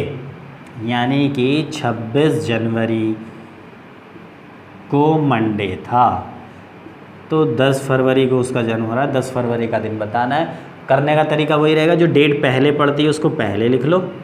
जो जिस वर्ष की अगर बात करें, एक ही वर्ष की बात हो रही है, सारी सी बात है, क्वेश्चन को पढ़ो ध्यान से, एक ही वर्ष की बात हो रही है। तो इस वर्ष में 26 जनवरी पहले आएगी कि 10 फरवरी? 26 जनवरी पहले आएगी तो उसको पहले लिख लो, और जो डेट बाद में पड़ेगी उसको बाद में लिख लेंगे, ठीक। 26 जनवरी से 10 फरवरी तक हमें पहुंचना है विषम दिन फाइंड करते हुए। जनवरी के कितने दिन शेष बचे? 5। अब फरवरी की तारीख क्या है? 10। या फिर आप 7 से डिवाइड करके भी रख सकते हैं, 3 भी रख सकते हैं, तब भी आंसर वही आएगा। तो कितना हो जाएगा? 15। 7 से डिवाइड किया, एक विषम दिन बच रहा है। अब एक विषम दिन, एक ऑड डे है, तो मंडे में क्या करोगे? 1 जोड़ दो। मंडे में 1 जोड़ोगे तो कितना हो जाएगा आपका? ट्यूसडे। तो आपके सवाल का 20 का उत्तर जो है वो ऑप्शन नंबर बी आपके सवाल का उत्तर हो गया, मंगलवार। क्लियर है? बहुत अच्छे से क्लियर होता चला जा रहा होगा। Question number 21। 21 को जी देखो 21 में भी क्या दिया हुआ है, 21 में दिया हुआ है कि रमेश महेश से 178 दिन बड़ा है। इस तरीके के सवाल में बड़ा कन्फ्यूजन रहता है। रमेश जो है ये हो गया मान लिया महेश और ये हो गया आपका रमेश, ठीक। अब रमेश को उसने कहा है कि रमेश जो है वो महेश से 178 दिन बड़ा है। तो बड़ा है तो मैंने साइन इधर को लगा दिया, यानी कि इन दोनों के बीच के जो दिनों का गैप है वो 178 है, क्योंकि 178 दिन बड़ा है। फिर आगे बढ़ते हैं, यदि महेश का जन्म बुधवार को हुआ, महेश का जन्म कब हो रहा है, बुधवार यानी कि वेडनेसडे के दिन हो रहा है, तो पूछा क्या जा रहा है, तो पूछा जा रहा है कि रमेश का जन्म किस दिन हुआ, ये रमेश किस दिन पैदा हुआ। इंग्लिश में अगर पढ़े Ramesh is older than Mahesh by 178 days. If Mahesh was born on Wednesday then find the day when Ramesh was born. Ramesh का दिन पूछ रहा है, ठीक है। अब इन सवालों की कॉन्सेप्ट समझनी है, केवल इन दोनों के बीच के जो दिनों का गैप दिया हुआ 178 दिया हुआ है, टोटल दिन दिए हुए हैं कि 178 दिनों का गैप है। विषम दिन हम कैसे निकालते हैं, क्योंकि कैलेंडर का टॉपिक विषम दिनों पे बेस्ड है, तो 178 टोटल दिन है। विषम दिन कैसे निकालोगे, 178 को 7 से डिवाइड कर दो। तो जब तुम इसको 7 से डिवाइड करोगे 7 दूनी 14 और कितना बचेगा, ये 7 दूनी 14, 3 38, 7 पंजे 35, 3 शेष बचेगा आपका। कितना शेष बचेगा, 3। अब इन दोनों के बीच में 3 दिनों के विषम दिन का अंतर, यानी कि 3 दिनों का गैप है, मान के ही चलो। विषम दिन 3 विषम दिन आ गए, 3 और डे। अब रमेश जो है वो बड़ा है किससे, महेश से। रमेश जो है वो बड़ा है, छोटे का दिया है, बड़े का निकालना है। अब जो रमेश, मुझे एक बात बताओ, बड़ा है तो महेश से पहले पैदा हुआ होगा कि बाद में, ये कॉन्सेप्ट समझनी जरूरी है। जो मैं बातें बोल रहा हूँ उसको बड़े ध्यान से समझना है कि रमेश बड़ा है किससे, महेश से। तो बड़ा है तो पहले पैदा होगा कि बाद में पैदा होगा। अपने आप को ले लो, जैसे आप 2 भाई बहन हो और आप जो है, आपका भाई आपसे छोटा है, तो इसका मतलब आप क्या हुए, उससे बड़े हुए। और बड़े हुए तो पहले पैदा हुए होंगे या बाद में, पहले पैदा हुए होंगे। तो जब ये रमेश जो है बड़ा है तो इस महेश से पहले पैदा हुआ होगा, और पहले पैदा हुआ, पहले के लिए हम क्या करते हैं, माइनस, और बाद के लिए क्या करते हैं, प्लस। तो ये इन 3 विषम दिनों को वेडनेसडे में से माइनस कर दो, क्योंकि हमें जो है रमेश का चाहिए। और बाई चांस रमेश का दिन दिया होता, महेश का पूछा जाता, तो फिर हम प्लस करते। क्यों, क्योंकि महेश छोटा है तो बाद में पैदा हुआ होगा, और बाद के लिए हम क्या करते हैं, प्लस करते हैं। तो जब बुधवार में तुम 3 घटाओगे तो क्या हो जाएगा, मंगल, सोमवार, रविवार। तो आंसर हो जाएगा आपका रविवार, क्योंकि वेडनेसडे का कोड कितना होता है, 3 में से 3 गया, कितना हो गया, 0। और 0 किसका कोड होता है, संडे का। तो आंसर क्या हो गया आपका, संडे, रविवार। तो 21 का आंसर हो जाएगा आपका option number E, none of these, इनमें से कोई नहीं। ठीक है जी। अब बढ़ते हैं अगले सवाल की ओर। क्वेश्चन नंबर 22 में क्या दिया हुआ है, 22 दिया हुआ है, इसी तरीके का सवाल है। रवि सुरेश से 179 दिन बड़ा है। रवि जो है वो बड़ा है किससे, सुरेश से। कितना, 179 डेज। ठीक, आगे बढ़ते हैं। जबकि सुरेश महेश से 201 दिन बड़ा है। ये सुरेश बड़ा है किससे, महेश से। कितना, 201 दिन का गैप आ रहा है।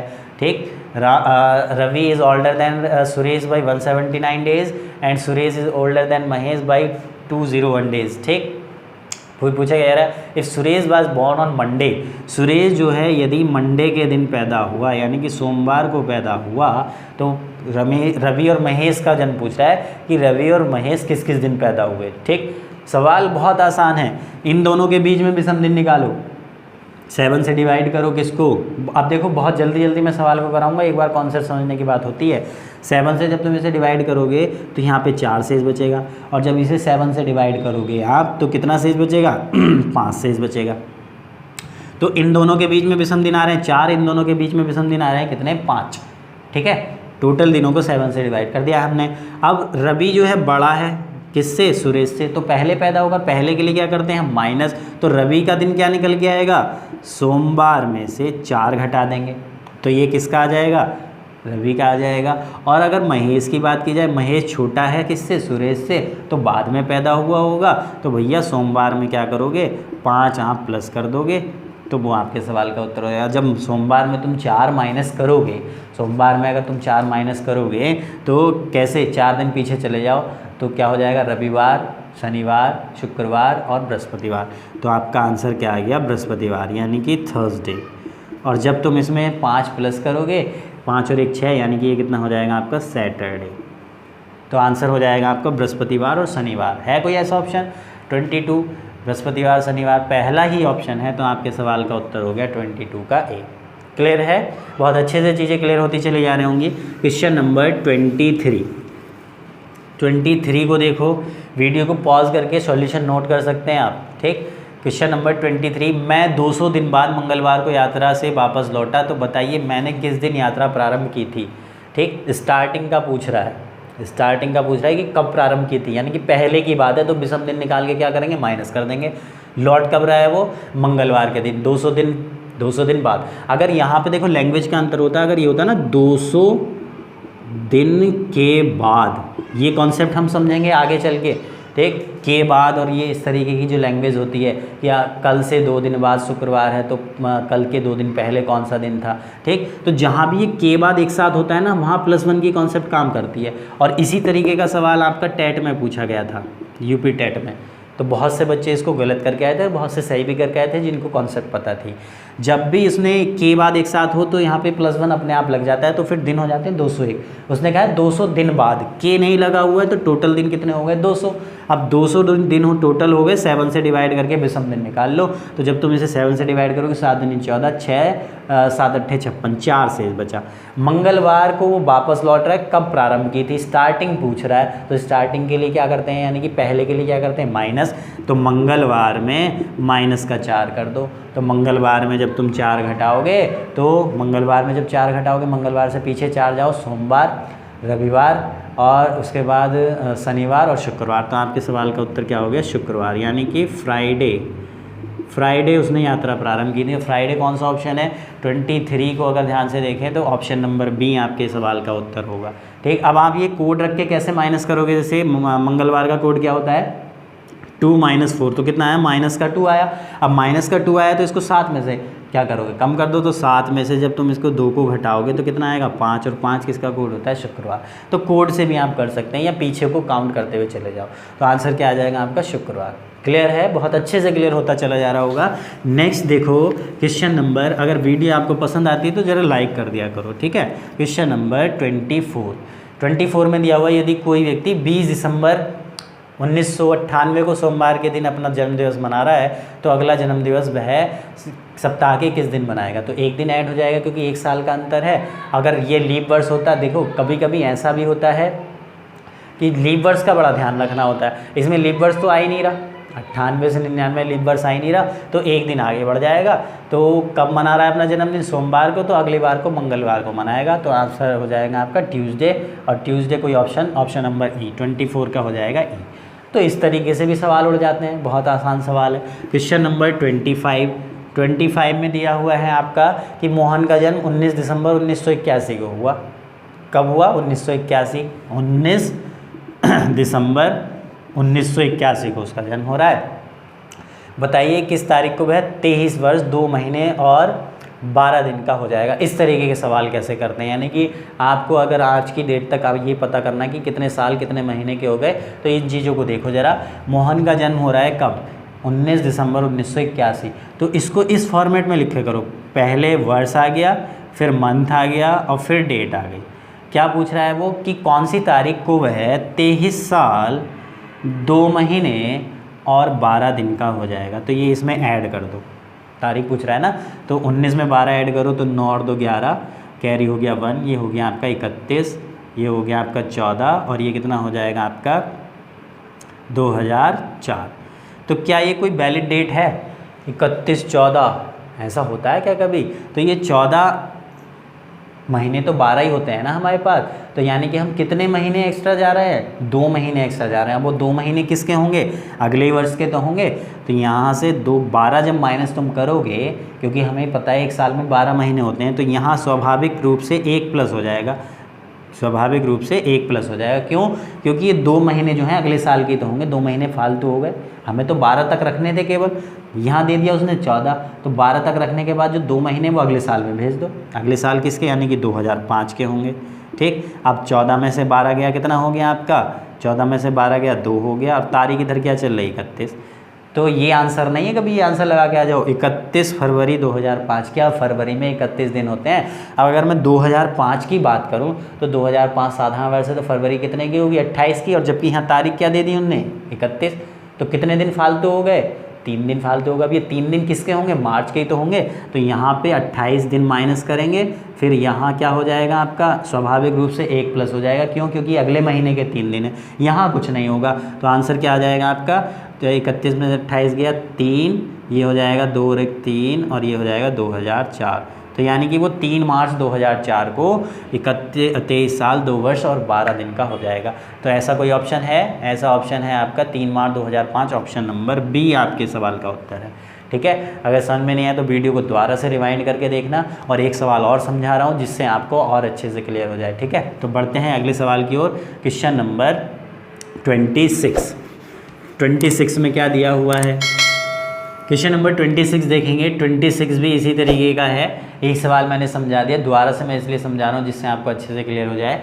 सोहन का जन्म कब हुआ है, 15 नवंबर 1979 को हुआ है। तो ऐसे लिखेंगे हम 1979, और आपका नवंबर यानी 11, तारीख हो गई 15, और वह कितने यानी कि 25 साल और आपका 1 महीना और 18 दिन का हो जाएगा कब, तो ऐड करेंगे। और अगर आपको ये पता करना हो कि आज की तारीख तक हम कितने साल, कितने महीने, कितने दिन के हो गए, तो तरीका सेम वही रहेगा। यहाँ पे आज की तारीख लिखना, पहले सन, फिर महीना, और फिर डेट, और फिर नीचे अपनी डेट ऑफ बर्थ लिख के और घटा देंगे, तो आपको पता चल जाएगा कि आज की तारीख तक आप कितने साल, कितने महीने और कितने दिन के हो गए। लेकिन वो पूछा है कि 25 साल का 1 महीने का और 18 दिन का कब होगा, तो ये ऐड कर दो। तो 15 में 18 ऐड करेंगे, कितना हो गया 33, 11 में 1 ऐड करेंगे 12, और ये हो जाएगा 9 5 14, और 7 ये 2004। ठीक है, अब देखिए ज़रा मुझे ये बताओ, 31 दिसंबर 2004, क्या दिसंबर में 33 दिन होते हैं क्या, ये कोई वैलिड डेट है क्या, नहीं।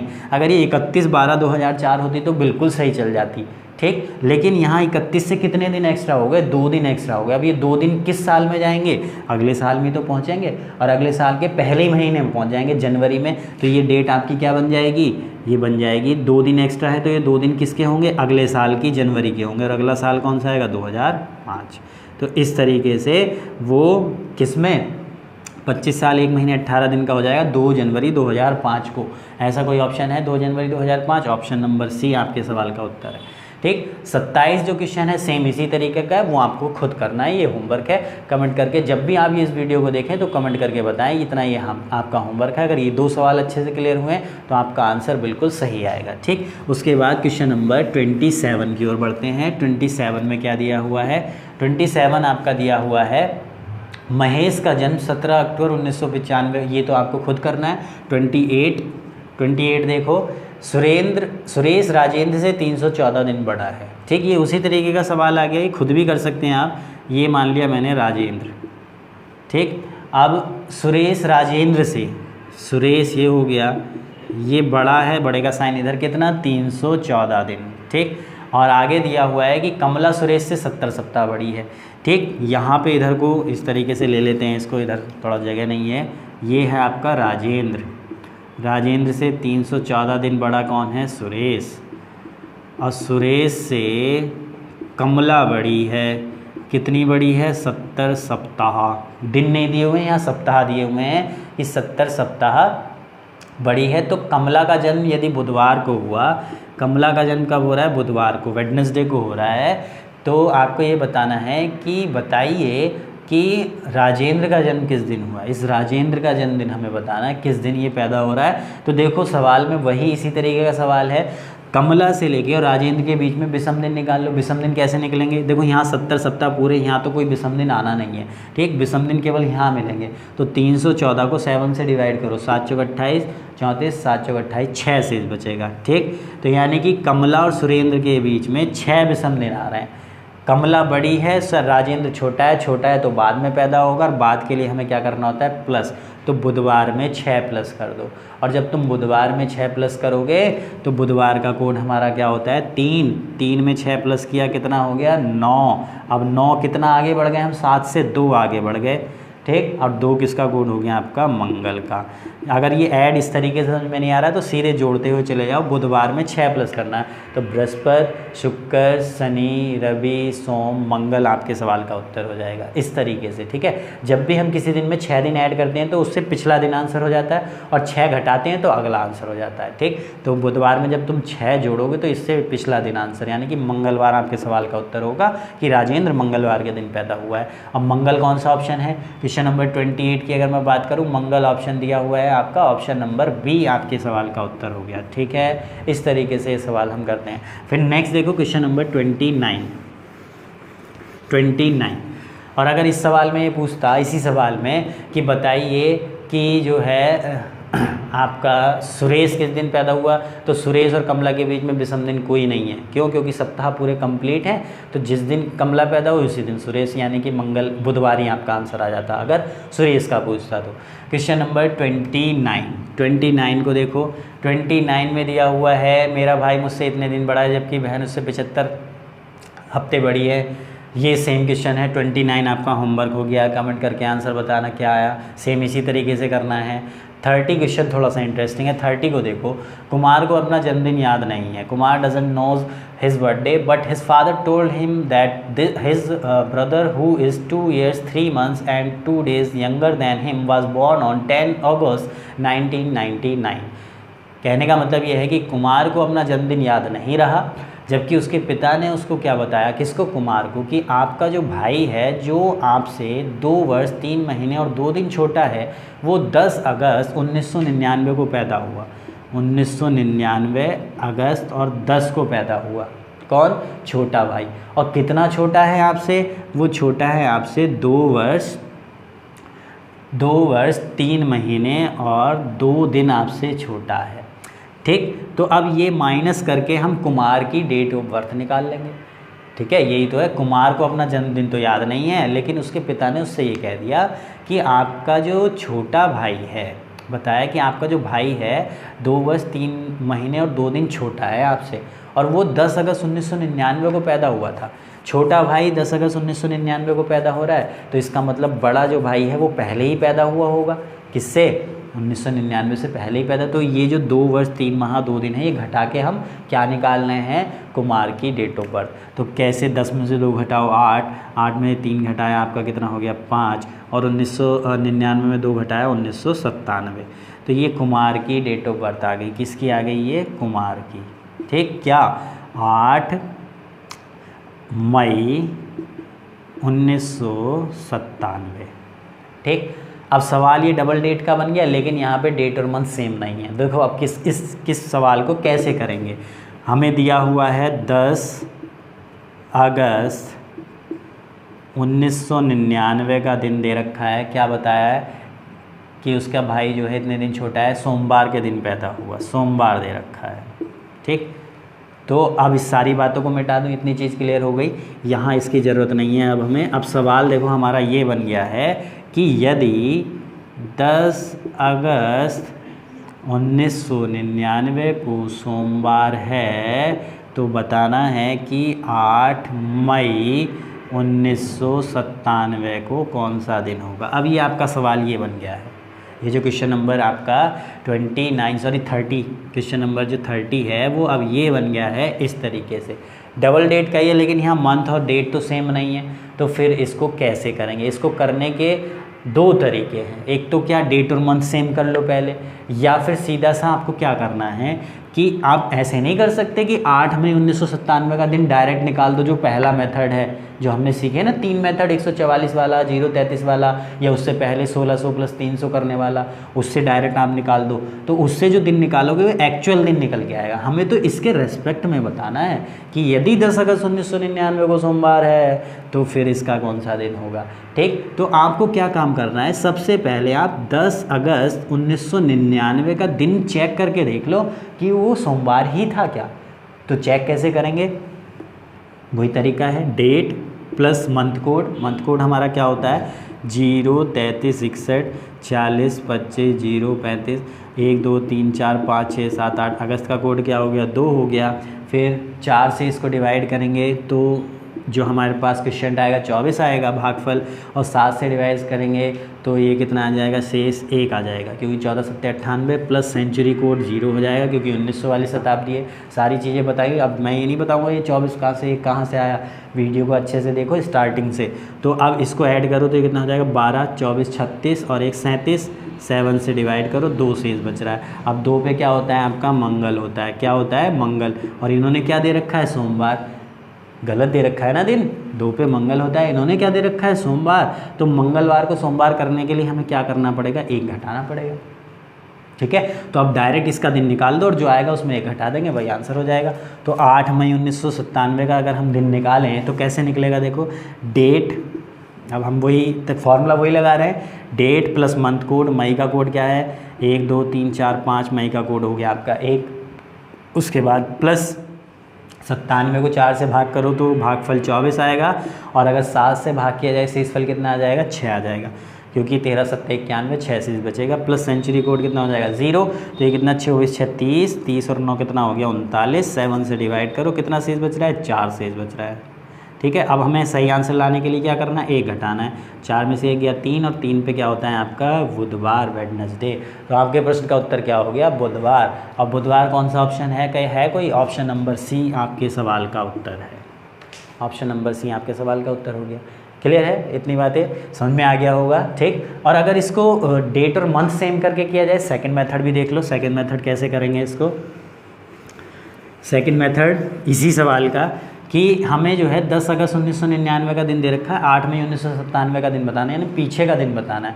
तो आपको क्या काम करना है, 8 मई से लेके, क्योंकि किसी भी वर्ष में मई पहले आएगा, किसी भी वर्ष की अगर मैं बात करूं तो मई पहले आएगा और आपका जो है अगस्त बाद में आएगा, तो अगस्त को बाद में लिख लो 10 अगस्त। हम क्या कर रहे हैं, डेट और मंथ सेम कर रहे हैं, तो 8 मई से 10 अगस्त के बीच में विषम दिन निकालो। मई के 8 दिन चले जा चुके हैं, कितने दिन शेष बचे हुए हैं, 23। ठीक है, 23 दिन ही तो शेष बचे, क्योंकि मई 31 की होती है, फिर जून में 2, जुलाई 3 और अगस्त की क्या तारीख है 10। तो इसको जब तुम ऐड करोगे 25 और 13 कितना हो जाएगा, 25 10 35 और 3 38, 7 से डिवाइड किया, 3 शेष बचेगा। कितना शेष बचेगा, 3।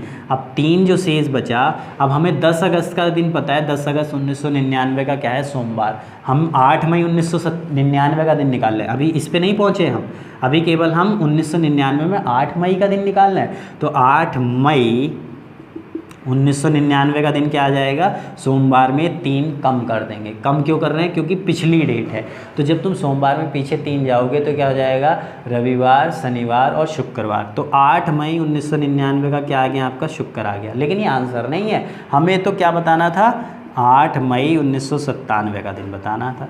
टोटल ईयर का डिफरेंस कितना है, 2 साल का। लीप वर्ष आया क्या इसमें, कोई नहीं आया, तो जब लीप वर्ष नहीं आया तो शुक्रवार में 2 घटा दो। अब जो शुक्रवार में तुम 2 घटाओगे तो आपके सवाल का उत्तर क्या हो जाएगा, बुधवार, और जो कि उस मेथड से ही बुधवार था, तो आंसर क्या हो जाएगा आपका, ऑप्शन नंबर, क्वेश्चन नंबर 30 का आंसर हो जाएगा ऑप्शन नंबर सी। कोई सही मेथड से कर लो, जिसमें कम समय लगे उससे यूज़ करना। ये डबल डेट वाले होते हैं जब डिफरेंट मंथ होता है और डेट होती है। ठीक, अब आगे बढ़े, क्वेश्चन नंबर 31 में क्या दिया हुआ है, 31 आपका दिया हुआ है कि मेरे पास 1995 का कैलेंडर है, या कैलेंडर पुनः किस वर्ष काम आ सकता है। तो कैलेंडर रिपीटेशन के लिए आपको देखो क्या करना होता है, पहली वीडियोस में भी मैंने बताया हुआ है, जो भी वर्ष दिया होगा उसको 4 से भाग करेंगे, और 4 से भाग करने के बाद अगर हम किसी संख्या को 4 से भाग करें तो हमारे पास या तो 0 शेष बचेगा, या 1 या 2 या 3, इसके अलावा और कोई चीज़ शेष नहीं बचेगी। 0 अगर शेष बचे तो जो भी आपको गिवन वर्ष है उसमें आप 28 ऐड कर देंगे, अगर 1 शेष बचे तो आप उसमें 6 ऐड कर देंगे वर्ष में, और 2 शेष बचे तो उस वर्ष में 11 ऐड कर देंगे, और 3 शेष बचे तो उस वर्ष में 11 ऐड कर देंगे। ये आपकी ट्रिक है।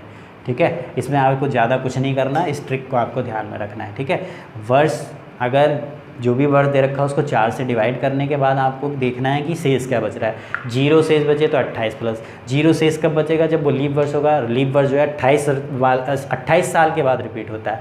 और लीप अगर साधारण वर्ष की बात करें, क्योंकि अगर 1 2 3 शेष बच रहा है तो जाहिर सी बात है वो साधारण वर्ष होगा, तो साधारण वर्ष या तो 6 साल के बाद रिपीट होता है या 11 साल के बाद। बस डिफरेंस ये देखना है आपको कि अगर 1 शेष बच रहा है तो 6, अगर 2 और 3 शेष बच रहे हैं तो 11 प्लस करना है। ये कॉन्सेप्ट है सीधी सी।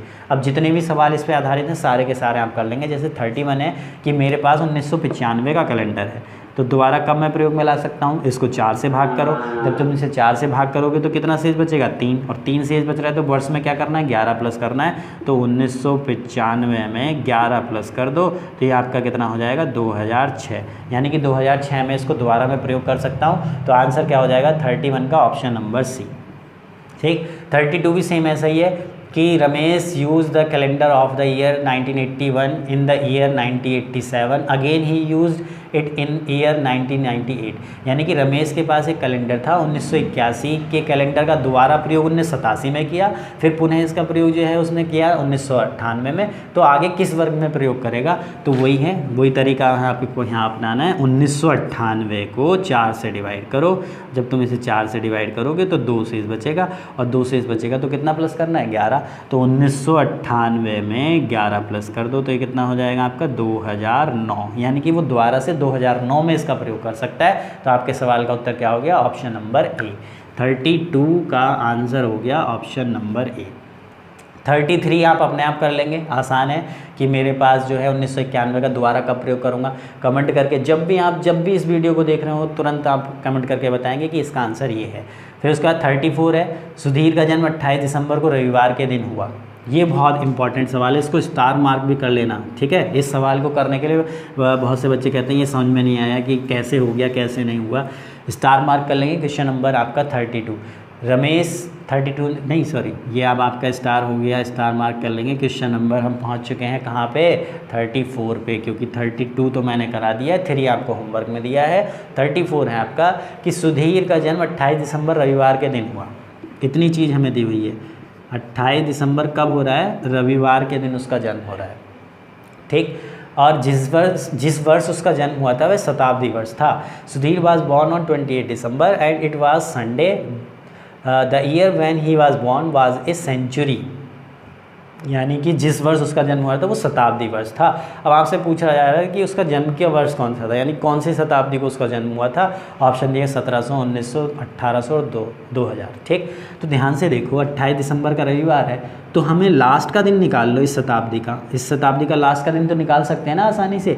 जब 28 दिसंबर का रविवार है तो 29 का क्या हो जाएगा, सोमवार हो जाएगा, 30 का क्या हो जाएगा, मंगल हो जाएगा, और 31 का क्या हो जाएगा, बुधवार। इतनी चीज़ तो क्लियर हो गई, यानी कि जिस शताब्दी में उसका जन्म हो रहा है तो उस शताब्दी का लास्ट का दिन बुध है।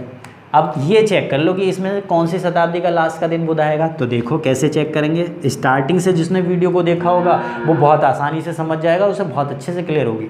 1700 को अगर मैं चेक करूँ तो ये 1600 प्लस 100, 1600 में कितने विषम दिन, 0, 100 में कितने हो गए, 5, और 5 पे क्या होता है, शुक्र। तो यानी कि इसका जो लास्ट का दिन आ रहा है शुक्र, और जबकि हमें क्या चाहिए, बुधवार चाहिए। इसका लास्ट का दिन आया फ्राइडे और हमें चाहिए क्या, वेडनेसडे चाहिए। तो पहला ऑप्शन तो गलत हो गया। दूसरे ऑप्शन को चेक कर रहे हैं, हमें दूसरा ऑप्शन क्या दिया हुआ, 1900। अब 1900 को जब तुम चेक करोगे 1600 प्लस 300, 300 में कितने, एक विषम दिन, और एक पे क्या होता है, मंडे। तो इसका लास्ट का दिन मंडे आ रहा है इस सेंचुरी का, तो ये ऑप्शन भी गलत हो गया। हमें तो क्या चाहिए, वेडनेसडे चाहिए। तीसरा ऑप्शन है आपका 1800, ठीक है। 1800 को जब तुम चेक करोगे 1600 प्लस 200, अब 200 में कितने विषम दिन होते हैं, 3, और 3 पे क्या होता है, वेडनेसडे। हमें क्या चाहिए था, लास्ट का दिन, वेडनेसडे जो चाहिए था। इस शताब्दी का लास्ट का दिन वेडनेसडे मिल रहा है, तो इस सवाल का आंसर हो गया क्या, 1800, यानी कि उसके जो जन्म की शताब्दी का वर्ष था वो 1800 था। क्लियर है, स्टार मार्क कर लेंगे, बहुत अच्छा सवाल था। क्वेश्चन नंबर 35 और 36 ये लास्ट क्वेश्चन हैं आपके इस वीडियो के, ठीक। तो इनको ज़रा ध्यान से समझेंगे, फिर इसके बाद क्वेश्चंस और भी हैं, तो इसकी क्वेश्चन सीरीज़ की एक पार्ट और आएगा। और ये कैलेंडर का टॉपिक, कहीं पे भी कोई भी क्वेश्चन हो, कभी आपका कोई गलत नहीं होगा, ठीक। तो दिया हुआ है लगातार 400 वर्षों में कितनी 29 तारीख पड़ेंगी, और एक सवाल दिया हुआ है लगातार 400 वर्षों में कितनी 29 फरवरी पड़ेंगे। तो इन दोनों सवालों को एक साथ हम समझेंगे। पहले हम क्वेश्चन नंबर 36 कर रहे हैं, 35 ना करते हुए, उसकी वजह भी अभी पता चलेगी। 400 वर्षों में कितनी 29 फरवरी पड़ेंगी, ये हमसे पूछ रहा है। 29 फरवरी का मतलब क्या होता है, 29 फरवरी जो है 4 साल में एक बार आती है। 29 फरवरी यानी कि जब वो लीप वर्ष होगा, तो कहने का मतलब ये है कि वो 400 वर्षों में लीप वर्ष पूछना चाह रहा है। अब 400 वर्षों में लीप वर्ष कैसे निकालोगे, तो लीप वर्ष कैसे निकालते हैं, हम वर्षों को 4 से भाग कर देते हैं, जो भागफल आता है वही लीप वर्ष होते हैं। तो तुम जब इसे 4 से भाग करोगे तो हमारे पास जो भागफल आएगा वो कितना आएगा, 100। लेकिन 100 लीप वर्ष नहीं होंगे, क्यों, क्योंकि इस 400 में एक आपका वर्ष पड़ा होगा 100, यानी कि एक सेंचुरी आपकी 100 पड़ी होगी, एक 200 सेंचुरी होगी और एक 300 सेंचुरी होगी, ठीक है। तो ये जो तीनों सेंचुरी हैं ये 400 से पूरी डिवाइड नहीं है, तो ये लीप नहीं होंगी। तो जब ये लीप नहीं होंगी, ये कैसी होंगी, साधारण। तो इन तीनों को माइनस करना पड़ेगा, तो 100 में से 3 गया, कितना हो गया, 97। तो 400 वर्षों में 97 आपके लीप ईयर हो गए, और 303 आपके क्या हो गए, 303 आपके हो गए सिंपल ईयर। 400 वर्षों की अगर मैं बात करूं, ठीक है, 400 वर्षों की अगर बात की जाए, क्लियर हो गया इतनी बातें। तो अब उसने पूछा है कि कितनी 29 फरवरी पड़ेंगी, तो कितनी 29 फरवरी पड़ेंगी 97। तो आपके सवाल का उत्तर क्या हो जाएगा, ऑप्शन नंबर बी, 36 का बी। ठीक, अब 35 को समझेंगे, या फिर दूसरा तरीका समझ लो, अगर ये चीज़ क्लियर नहीं हो रही है तो ध्यान से देखो। 400 वर्षों की अगर मैं बात करूँ तो स्टार्टिंग के जो 100 वर्ष होंगे 1 से लेके 100 तक, तो हमें पता है चौथा वर्ष लीप वर्ष होगा, फिर उसके बाद 8वां होगा, फिर उसके बाद 12 होगा, इसी तरीके से 96 तक ही तो मिलेंगे। क्यों? क्योंकि 100वां जो साधारण शताब्दी है, 100वीं जो शताब्दी है साधारण है, क्योंकि 400 में पूरी डिवाइड नहीं है। तो 4 से लेकर 96 तक कितने मिले, 24। ऐसे ही अगले वर्षों में फिर 24 मिलेंगे, फिर अगले वर्षों में फिर 24 मिलेंगे। लेकिन अगले जो वर्ष होंगे यानी कि 304 से लेके और 396 और 400, तो 304 से 396 24 तो ये हो गए, और 400 भी तो एक लीफ सेंचुरी है, तो ये इसलिए एक 25 हो जाता है। इन सबको जोड़ो तो कितना मिलेगा, 97। क्लियर हो गया? ठीक। अब हम बात करते हैं क्या, इसको मैंने इसलिए लिखे रहने दिया गया क्योंकि इसकी ज़रूरत है क्वेश्चन नंबर 35 में। 35 में पूछ रहा है कि लगातार 400 वर्षों में कितनी 29 तारीख पड़ेंगी। 29 तारीख की वो बात कर रहा है, तो 29 तारीख तो हर महीने में आती है, 29 तारीख तो हर महीने में आती है। लेकिन अगर मैं बात करूं साधारण वर्ष की, तो साधारण वर्ष में आती है 11 बार। क्यों? क्योंकि फरवरी में 29 तारीख नहीं होती साधारण वर्ष में। और लीप वर्ष की अगर बात की जाए तो उसमें आती है 12 बार। कितनी बार? 12 बार। तो यहाँ पे आपको वही चीज़ करनी है, 400 वर्षों में हमें साधारण भी पता है और लीप भी पता है। तो क्या करेंगे, एक साधारण वर्ष में आ रही है 11 बार, तो 303 में कितनी बार आ जाएगी, 303 की 11 से मल्टीप्लाई हो जाएगी। और एक लीप वर्ष में 12 बार आ रही है, तो लीप वर्ष की मल्टीप्लाई किससे हो जाएगी, 12 से। इसको कैलकुलेट कर लेंगे तो हमारा आंसर आ जाएगा। तो जब तुम इसे कैलकुलेट करोगे, 12 सत्ते 84, 8 12 नम्मा 108, कितना हो जाएगा ये, 108 और 8 16, प्लस 11 तिया 33 और 11 तिया 33। और जब इसको ऐड करोगे 4 और 3 7, 6 और 3 9, 3 और 1 कितना हो गया 4, 3 और 1 4, 44 97 आपके सवाल का उत्तर होगा। ठीक। इसको दूसरे तरीके से भी समझ सकते हैं। उसने पूछा कि 400 वर्षों में क्या है, 400 वर्षों में 29 तारीख जो है, लगातार 400 वर्षों में कितनी 29 तारीख पड़ेंगी। तो मान लिया मैंने इन 400 के 400 वर्षों को क्या मान लिया, लीप वर्ष मान लिया। तो लीप वर्ष में 12 बार आती है, तो 12 चौक कितना हो गया 4800, यानी कि 4800 बार आ जाएगी। लेकिन क्या सारे के सारे लीप वर्ष थोड़ी ना थे, लीप वर्ष तो केवल 97 थे। ठीक, लीप वर्ष तो 97 थे। तो बचे जो 303 है उसको भी तो हमने लीप वर्ष मान लिया, तो उन 303 को यहाँ पे माइनस कर दो। तो देखो 10 में से 3 गया 7, 9 में यहाँ पे हो गया 9, और 7 में 3 गया 4, तो 44 97 आपके सवाल का उत्तर होगा। कैसे ही कर लो, दोनों तरीके से वही आंसर आएगा। ठीक। तो अगर वीडियो आपको पसंद आया हो तो आप कमेंट करके ज़रूर बताएं। इसका सेकंड पार्ट और आएगा। और अगर आपको वीडियो पसंद आता है, जो भी कमियां आपको लग रही हैं आप वो वीडियो में बता देंगे मुझे कि कमेंट बॉक्स में कि इस तरह की ये कमी चल रही है। ज़्यादा से ज़्यादा क्वेश्चन करने का मैं प्रयास कर रहा हूँ, और आपको जिससे किसी भी टॉपिक में कोई समस्या ना हो, क्योंकि जितने ज़्यादा से ज़्यादा क्वेश्चन हम करेंगे उतना ही ये टॉपिक हमारा अच्छा होता चला जाएगा। वीडियो भले से लंबी हैं, लेकिन एग्ज़ाम में जाने से पहले एक बार देख लेंगे तो वो टॉपिक आपका बहुत अच्छे से क्लियर होता चला जाएगा। ठीक है। और कोई चीज़ अगर क्लियर नहीं हो रही है, आप कहोगे कि आप तेज़ चल रहे हो, तो तेज़ चलने के लिए वही कहेंगे जो वीडियो को पूरा नहीं देख रहे हैं। जो पहली 3 वीडियो पढ़ी हैं पहले उनको देखना, फिर इस क्वेश्चन सीरीज़ को देखना, और फिर मेरे से कह देना कि कैलेंडर का ये क्वेश्चन मेरे से नहीं हो रहा। अगर आपने अपना काम पूरी मेहनत और ईमानदारी जैसे मैं कर रहा हूँ, आपने भी अगर ऐसे ही किया है, तो फिर आप ये नहीं कहे हुए कि मेरे से कैलेंडर का ये क्वेश्चन नहीं बन रहा, तुरंत उड़ा दोगे सेकंडों के अंदर। ठीक है। तो मिलेंगे इसके नेक्स्ट पार्ट में। तब तक के लिए घर पे रहें, सुरक्षित रहें और देखते रहें अपना पसंदीदा चैनल ज्ञानदायिनी ऑनलाइन क्लास।